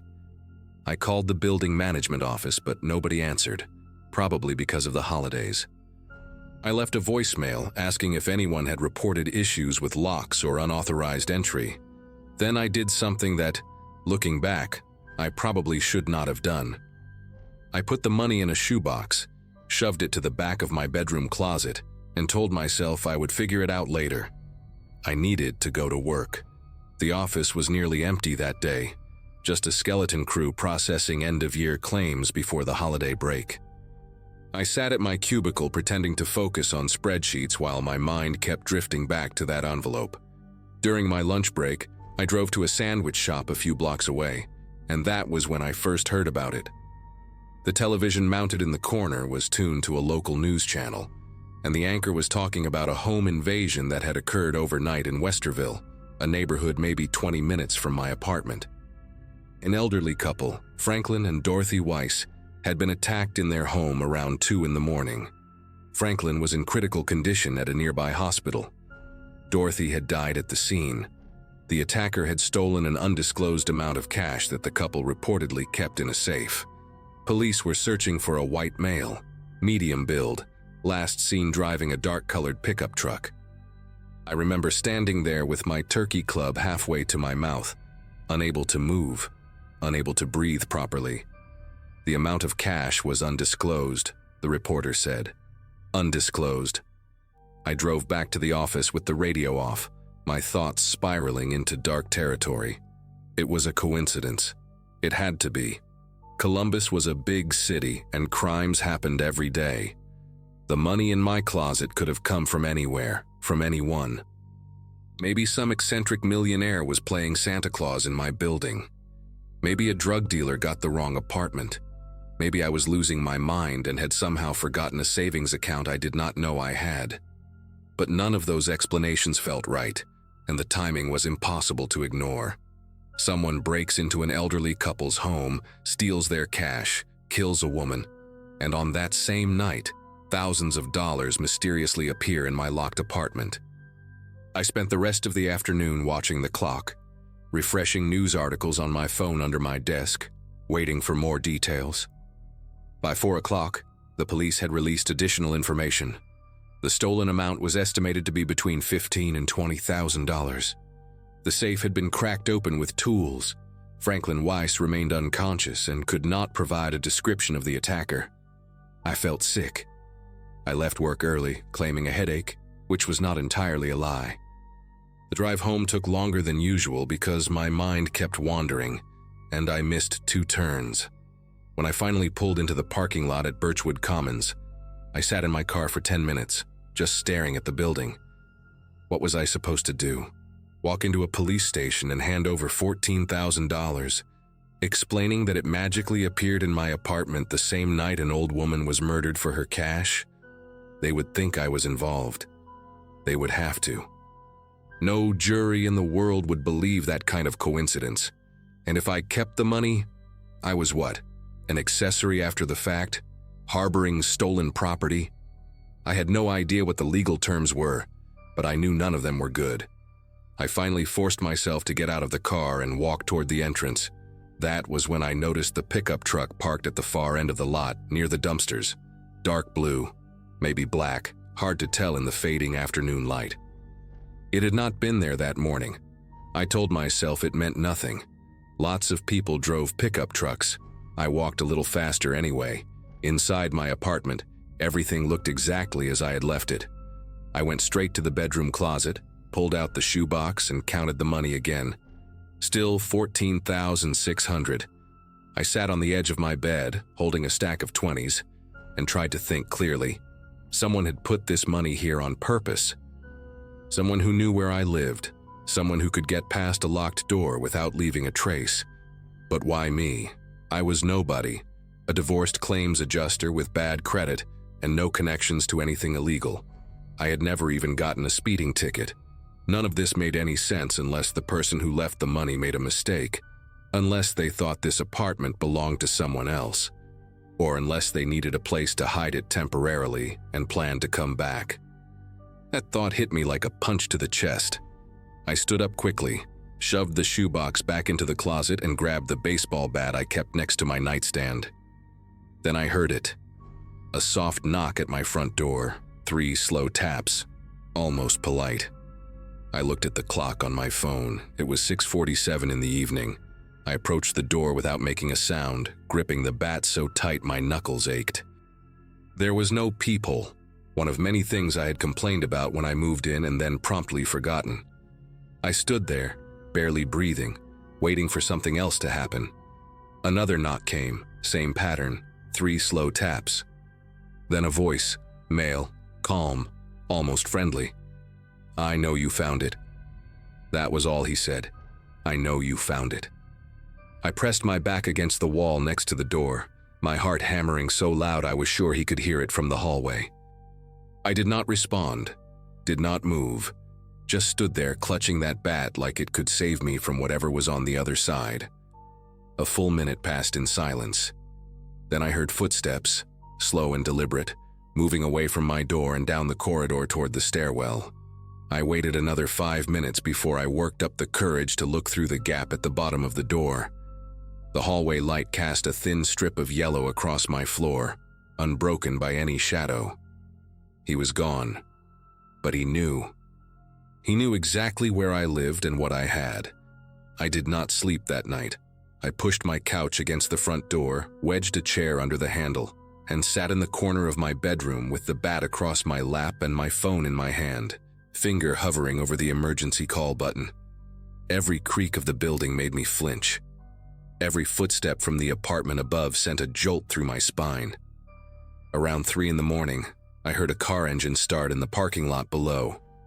I crawled to the window, staying low, and peered through the blinds. The dark pickup truck was pulling out of its spot, headlights off, moving slowly toward the exit. I watched it turn onto the main road and disappear into the night. Part of me felt relief. A bigger part understood that this was not over, that he was simply waiting, calculating, figuring out his next move. I thought about calling the police right then, confessing everything, letting them sort it out. But every time I reached for the phone, I imagined the questions they would ask, the suspicion in their eyes, the handcuffs clicking around my wrists. By morning, I had made a decision. I was not going to wait for him to come back. The next morning, December 21st, I drove to the police station on Morse Road before I could talk myself out of it. I brought the shoebox with me, all $14,600 still inside. I asked to speak with someone about the Weiss case, and they put me in a small interview room, with fluorescent lights that buzzed like angry insects. A detective named O'Connor came in after about 20 minutes, a heavy-set woman with tired eyes and a coffee stain on her shirt. I told her everything. The envelope, the locked door, the timing, the man who knocked, the pickup truck. She listened without interrupting, her face completely unreadable. When I finished, she left the room for almost an hour. I sat there convinced I was about to be arrested, that my life was effectively over. But when she came back, she had a different look on her face, something between relief and grim satisfaction. They had a suspect, she told me. A man named Ronald Hutchins, 44 years old, a former locksmith who had done work at my apartment complex 2 years ago. He still had master keys. The police had been tracking him for days but could not find the stolen money. Now they could tie him directly to both locations. Ronald Hutchins was arrested that same afternoon at a motel off Interstate 71, about 30 miles south of Columbus. He had another $8,000 in his possession, the rest of what he had taken from the Weiss home. According to Detective O'Connor, he had planned to retrieve the money from my apartment once the investigation cooled down, using me as an unknowing hiding spot. Franklin Weiss survived his injuries and was able to identify Hutchins from a photo lineup. The trial happened the following spring, and I had to testify about finding the envelope in the night he came to my door. Hutchins stared at me the entire time I was on the stand, his eyes flat and empty like a shark. He got life without parole. I moved out of Birchwood Commons 2 weeks after his arrest and found a place across town. A building with security cameras and a doorman and deadbolts I check 3 times every night. Sometimes I still wake up at 3 in the morning, certain I heard footsteps in the hallway. Sometimes I dream about those 3 slow knocks. But the money is gone. Hutchins is in prison, and I am still here. The Christmas I spent the holiday alone, eating Chinese takeout and watching old movies, and it was the best Christmas I ever had, because I was alive to see it.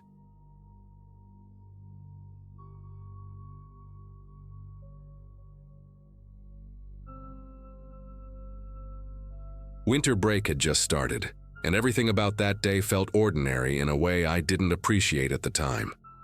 School stress was finally quiet. My biggest concern was helping my mom with groceries, and the house felt full because my dad had taken time off work. I was 16, restless, and trying hard to feel older than I actually was. Money was tight in our house, but not desperate, and I had a part-time job that made me feel proud every time I checked my wallet. That afternoon, my mom asked me to walk to the small convenience store a few blocks away to grab milk and bread. The air was cold enough to sting my ears, and the sky had that dull gray look that always comes with the holidays. I remember thinking how calm everything felt, like nothing bad could fit into that day. That calm made what happened next feel even more unreal in hindsight. Near the entrance of the store, a man stood just off to the side, not blocking anyone but close enough that you couldn't ignore him. He wore a thin jacket that didn't match the weather and shoes with the soles peeling away at the edges. His hair was uneven, like he'd cut it himself in a hurry, and his hands were red and cracked from the cold. He asked quietly if anyone could spare a few dollars, not in a dramatic way, more like he was embarrassed to even speak. When he looked at me, his eyes lingered a second too long, studying my face instead of my clothes. I hesitated, feeling that familiar pressure to be a good person, especially around the holidays. I pulled out a bill from my pocket and handed it to him, and his fingers brushed mine longer than necessary. He thanked me, but his voice sounded flat, almost distracted. As I walked inside, I caught a glimpse of him watching me through the glass. By the time I got home, the encounter had already started to fade from my mind. The house smelled like food, and my parents were arguing lightly over what movie to watch later. I mentioned the man outside the store in passing, mostly to explain why I'd spent more than expected. My dad nodded but didn't seem concerned, and my mom just told me to be careful next time. Evening settled in quietly, the neighborhood outside our windows going dark, one porch light at a time. After dinner, I went to my room, put on headphones, and lost track of time scrolling on my phone. Nothing about that night felt threatening yet. If anything, it felt safe in the boring way home usually does. It was already late when a strange sound pulled my attention away from the screen. At first, it sounded like metal brushing against metal, faint and irregular, coming from somewhere below my window. I pulled the headphones off and listened, holding my breath without realizing it. Another sound followed, sharper this time, like a handle being tested. My room faces the front of the house and the curtains were slightly open, letting in the glow from the streetlight. When I leaned closer to the glass, my chest tightened as I saw a shape moving near the front door. A man stood on our porch, head tilted, hands moving from the knob to the frame as if memorizing it. Even from that distance, I recognized the jacket and the uneven hair.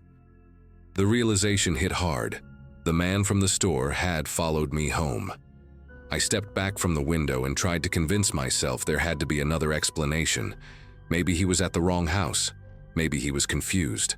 That logic didn't last long once I heard the slow scrape of his fingers moving along the door frame, then the soft rattle of the lock again. My heart pounded so loudly it felt like it would give me away. I crept into the hallway and whispered for my parents, my voice coming out thinner than I expected. My dad came first, annoyance on his face until he followed my pointing finger toward the front door. We stood there in silence, listening to the careful, deliberate testing of our house. Whoever was outside wasn't in a rush. That scared me more than if he had been. My dad flipped on the porch light without opening the door. The sudden brightness revealed the man clearly, standing inches from the glass, his face calm in a way that didn't match the situation. He looked straight through the door, not surprised at all to be seen. My mom grabbed my arm and pulled me behind her, her grip tight enough to hurt. My dad shouted through the door, telling the man to leave, his voice firm but shaking at the edges. The man didn't argue or plead. He stepped back slowly, raised one hand in a lazy wave, and walked off the porch. None of us moved for a long moment after that. The silence felt heavier than the noise had been. We thought that was the end of it, and that assumption almost got us hurt. Less than an hour later, a crash echoed through the house, loud and violent enough to make the walls vibrate. The back door had been forced open. The lock splintered like dry wood. My mom screamed, and my dad grabbed the nearest thing he could use as a weapon. I stayed frozen near the stairs, my mind racing but my body refusing to follow. Footsteps moved through the kitchen, slow and confident, like the man knew exactly where he was going. When he appeared in the hallway, his eyes locked onto me first, and something in his expression shifted. It wasn't anger, it was recognition. What happened next felt disjointed, like my brain couldn't process it in real time. My dad rushed him, and the two of them collided hard against the wall. The man fought back with a strength that didn't match his thin frame, knocking over furniture and sending picture frames crashing to the floor. My mom dragged me into a bedroom and locked the door, shouting for me to stay put while she called for help. I could hear everything through the thin walls, grunts, curses, the dull thud of bodies hitting the floor.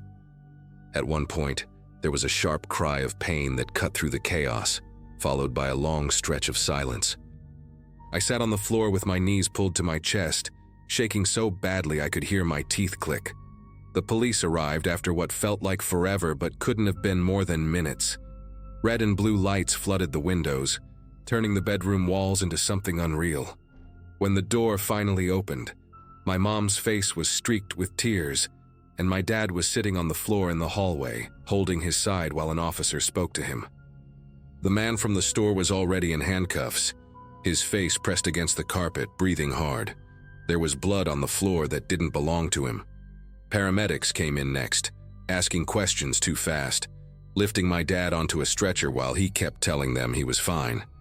I remember staring at the broken back door, the wood torn apart like it had never mattered. That night ended at the hospital, the smell of disinfectant clinging to everything. My dad had a deep cut and bruised ribs, nothing life-ending but enough to change how he moved for months. The police asked me to repeat the same story again and again, about the store, the money, the way the man looked at me. Saying it out loud made the guilt heavier. I kept thinking that if I hadn't stopped, if I hadn't tried to help, none of this would have happened. My parents never blamed me. but I could see it in their faces that something had shifted. The world felt less predictable to all of us after that night. The man was charged and eventually disappeared into the system, but the damage stayed behind with us. We replaced the doors, installed alarms, and kept lights on at night even when it made the electric bill worse. My dad stopped sitting with his back to windows. My mom started locking the car the second she got inside. As for me, I stopped walking alone, stopped trusting that quick decisions didn't have consequences. The holidays lost their softness after that, replaced by a constant edge I still can't fully explain. Kindness stopped feeling simple. I'm sharing this here because I still think about that moment outside the store, how small it felt at the time. One bill, one choice. An ordinary afternoon that cracked something open in our lives. I don't regret wanting to help, but I do understand now that not every situation is what it seems. Some people don't want money. They want access. That night taught me something I never wanted to learn, and even years later it follows me. If you take anything from this, let it be this. Pay attention to who's watching when you try to be kind.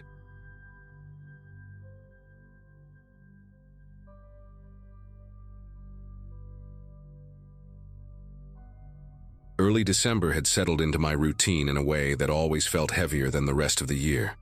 Life at that point revolved around quiet days, working remotely, and long walks meant to keep my head clear during the darkest stretch of winter. The daylight vanished early. The cold had a sharp edge to it, and most people stayed indoors once afternoon crept toward evening. That solitude never bothered me much. It actually felt comforting back then. Walking my dog had become the one constant that grounded me when everything else felt slow and muted. The trail we used was public, familiar, and usually predictable, even when the temperature chased everyone else away. It ran alongside old, forgotten structures and jagged rock faces that caught the last scraps of fading light. Nothing about that walk felt reckless at the time, just routine and quiet. That afternoon felt colder than usual, the kind of cold that stiffens your fingers even through gloves. The sky had that dull winter color that makes it hard to tell exactly when daylight gives up. My dog, Rook, moved ahead with his nose low, pulling slightly as he always did when something interesting crossed his path. The trail was nearly empty, which wasn't surprising given the season and the time. Wind scraped softly against the rock walls, carrying faint echoes that made it hard to place distant sounds. I remember noticing how silent the abandoned buildings looked, their windows dark and lifeless. Even so, nothing suggested danger, just isolation. The kind of isolation that feels harmless until it suddenly isn't. Things shifted near a bend where the trail narrowed, and the rocks rose closer on one side. Rook stopped short, hackles lifting in a way I had never seen before. A low sound came from his chest, deep and sharp, completely out of character for him. He stared toward a hidden pocket off the path, a shadowed area partially concealed by broken stone and brush. I tried to calm him, assuming an animal had passed through, but his focus didn't waver. His body leaned forward, muscles tight, as if bracing for something unseen. The air felt different there, heavier, like the cold had thickened. My instincts told me to move on, yet my feet hesitated. Before I could react, movement broke the stillness from that concealed space beside the trail. A figure lunged forward with a speed that didn't match the surroundings, forcing everything into chaos at once. Rook exploded into action, barking and pulling hard enough to nearly tear the leash from my hand. The sound of boots scraping against stone echoed sharply between the cliffs. My heart hammered as I stumbled backward, trying to keep distance while understanding dawned too late. This wasn't an animal or a coincidence, but a person who knew the terrain far too well. The realization hit in fragments as I struggled to keep my footing and my dog between us. Fear took over completely, not as panic, but as a clear, urgent need to survive. Rook planted himself between me and the man, teeth bared, barking in a way I'd never heard before. The leash burned into my palm as I tried to hold him back without pulling him away from what he was clearly trying to protect me from. The man shouted something I couldn't make out, his voice rough and uneven, like he wasn't used to speaking to anyone at all. His clothes were layered and dirty, mismatched for warmth rather than appearance, and his face looked gaunt in the dim light. There was a smell, too, something sour and unwashed that cut through the cold air. He stepped closer, then hesitated when Rook snapped forward. The distance between us felt paper-thin, fragile, like one wrong move would collapse it. Instinct finally pushed me into motion, and I yelled as loudly as my lungs would allow, the sound tearing out of my throat. My voice bounced off the rock walls and echoed down the trail, far louder than I expected. The man flinched, clearly not anticipating noise or resistance. Rook surged again, forcing the man to step back toward the shadows he'd come from. I stumbled sideways, nearly slipping on loose gravel, but kept screaming until my voice cracked. The man cursed under his breath, his eyes darting toward the trail entrance as if measuring escape routes. That moment of hesitation was everything. He retreated a few steps, hands raised defensively, then vanished back into the hidden area like he'd never been there at all. The walk back felt endless, every sound amplified by adrenaline and fear.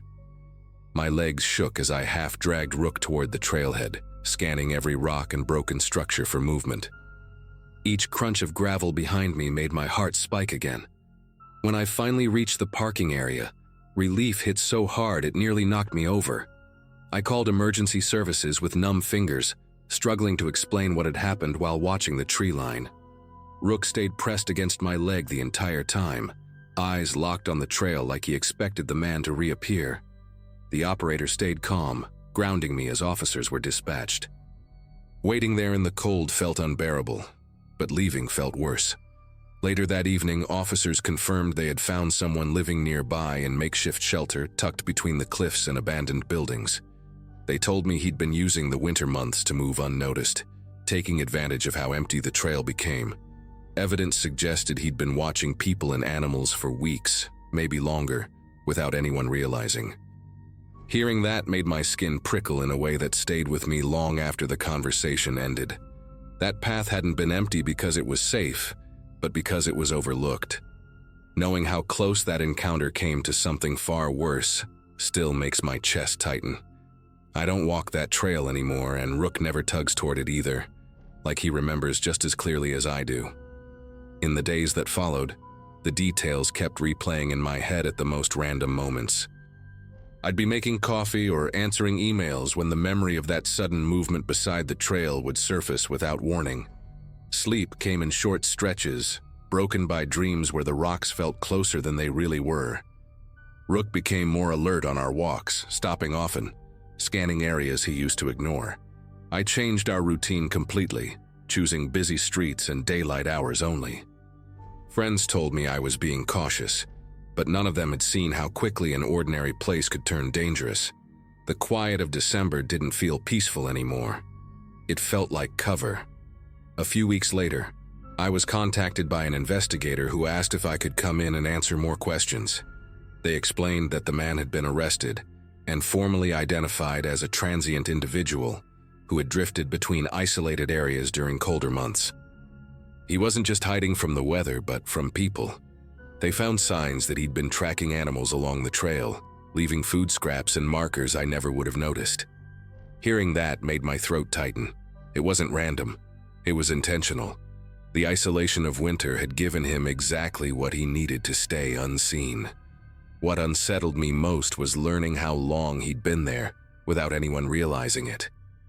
The trail hadn't changed, but the absence of people had created blind spots no one questioned. I kept thinking about how close I'd come to walking past that hidden area without Rook reacting. That realization carried a heavy weight, one that made me grateful and uneasy at the same time. The officers told me my report likely prevented further harm, maybe even saved someone else from crossing his path. I nodded when they said it, but it didn't feel heroic. It felt like luck mixed with instinct and a dog who sensed danger before I did. Now, when December rolls around and the days shorten again, I remember that walk with a clarity I didn't ask for. Life moved on, routines adjusted, and the fear eventually softened, but it never fully disappeared. Rook still walks beside me, older now, slower, but just as watchful. That trail remains open to the public, but I haven't returned, and I don't plan to. Some places carry memories that don't need revisiting. What happened ended that day, with an arrest and a clear outcome, yet the awareness it left behind stays with me. I trust my instincts more now, and I never ignore my dog when he tells me something isn't right.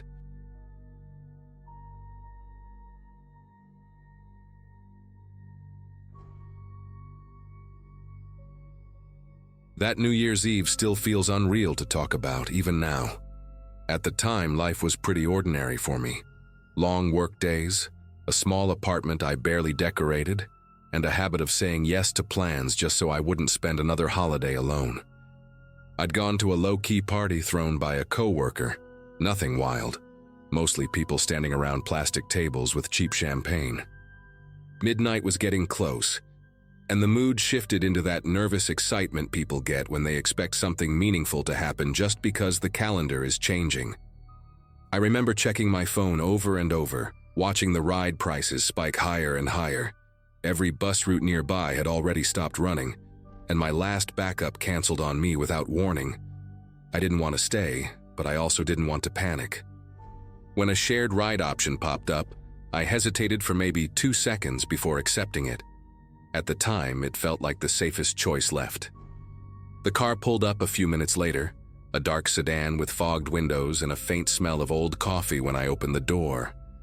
The driver barely acknowledged me, just nodded once and tapped something on his phone. The interior light flicked on briefly, enough for me to notice how clean the back seat was, almost staged, like nobody ever really sat there. As we pulled away, fireworks started popping somewhere in the distance, muffled and uneven. I buckled in and opened the app, watching the blue line draw itself across familiar streets. The first few blocks matched exactly what I expected, and that relaxed me more than I realized. I texted a friend joking about how I'd probably miss midnight in traffic. The driver kept the radio off, which made the car feel strangely sealed off from the night outside. A few minutes later, the route on the screen recalculated, and the blue line bent in a direction I didn't recognize. At first, I assumed it was just avoiding traffic, something the app does all the time. Streetlights thinned out, replaced by longer stretches of darkness between intersections. I glanced up and noticed we hadn't passed another car in a while. The driver didn't explain the change, and I didn't ask, not wanting to seem paranoid. My phone buzzed as midnight hit, lighting up with a bright Happy New Year notification that felt oddly cheerful, given how quiet everything had become. Fireworks were still going off somewhere far away, but none were visible from where we were. The app showed us moving, but the surroundings didn't match anything I recognized.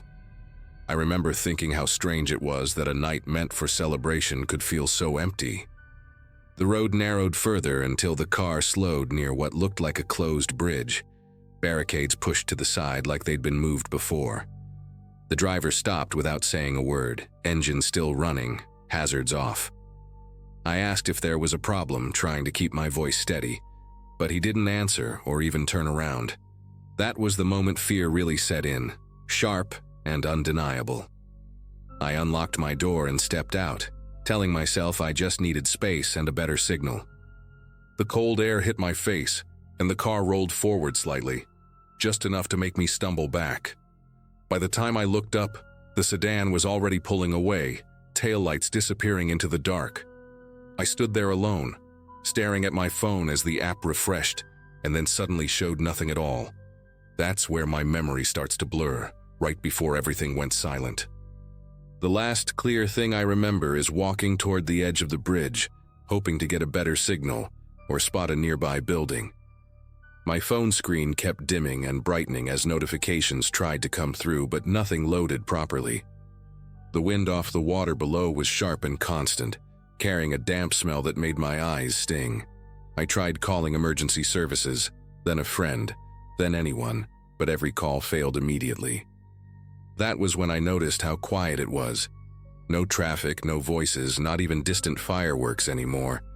I told myself to stay calm, to retrace my steps, but when I turned around, the road behind me looked longer than it should have. The barricades near the bridge cast uneven shadows that shifted when clouds moved across the moon. I felt like I'd stepped into a space the city had forgotten to finish building. Time became difficult to measure after that.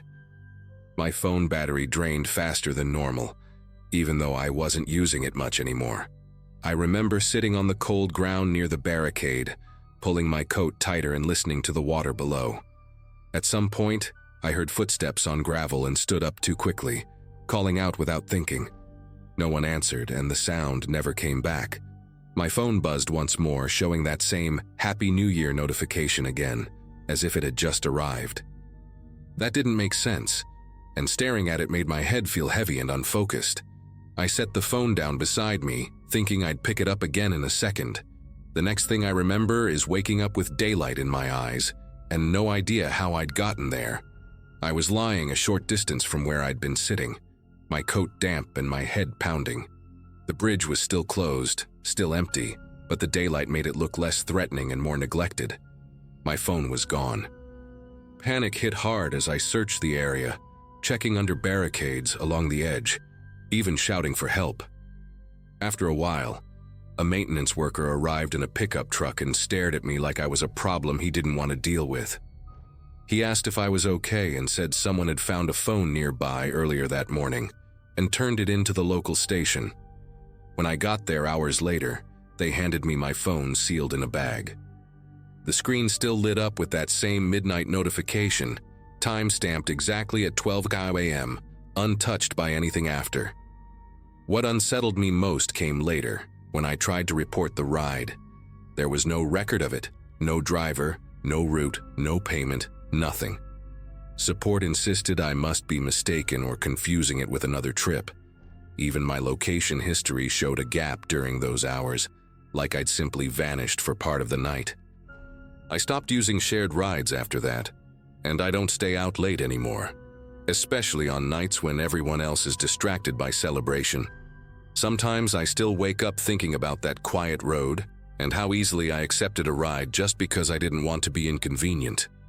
I don't know what would have happened if I'd stayed in the car.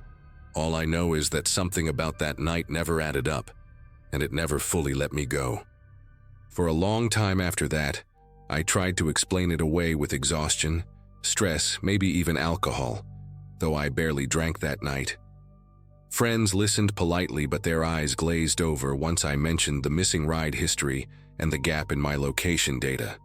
A couple of them suggested I must have accepted a different car or walked part of the way and forgotten. I wanted to believe that too, but the physical details didn't line up. The smell of damp metal near the bridge, the way the wind cut through my clothes, the driver's silence, those memories stayed sharp, not fuzzy like a blackout. Every time I unlocked my phone, I half expected that notification to disappear, but it stayed there until I eventually deleted it myself. Even then, the date stuck in my head like a bruise you keep pressing just to see if it still hurts. A few weeks later, curiosity got the better of me, and I went back during the day. I parked nearby and walked toward the bridge on foot, trying to convince myself it was just another neglected stretch of road. In daylight, it looked smaller than I remembered, almost disappointingly normal. There were fresh tire marks near the barricades, though, and footprints leading toward the edge that didn't look old. I stood there longer than I meant to, watching the water move slowly underneath, feeling that same hollow quiet settle in.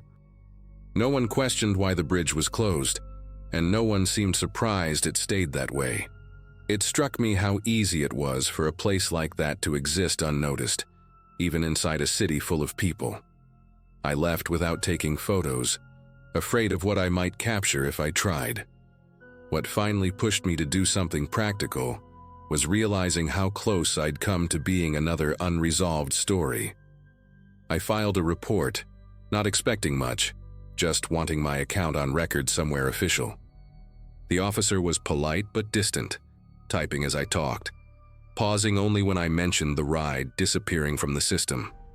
He told me cases like that were hard to pursue without data, without a driver ID, without anything concrete. Still, he advised me to trust my instincts going forward and avoid shared rides late at night. It wasn't comforting advice, but it was the only thing he could offer. Walking out of that station, I felt both relieved and deeply unsettled, like I'd just acknowledged something no one else could really help me with. Now, whenever New Year's Eve comes around, I stay home. I watch the countdown on TV, muted, and keep my phone face down on the table. The idea of celebration layered over vulnerability doesn't sit right with me anymore. Sometimes I think about that car, how ordinary it looked, how easy it was to step inside without asking more questions. Nothing dramatic happened in the end, no chase, no confrontation, and somehow that makes it worse. Whatever that night was, it ended without explanation, without closure, like it simply decided to let me go. I don't understand it, and maybe I never will, but I know one thing for sure. I won't ever ignore that quiet warning feeling again, no matter how inconvenient it might be.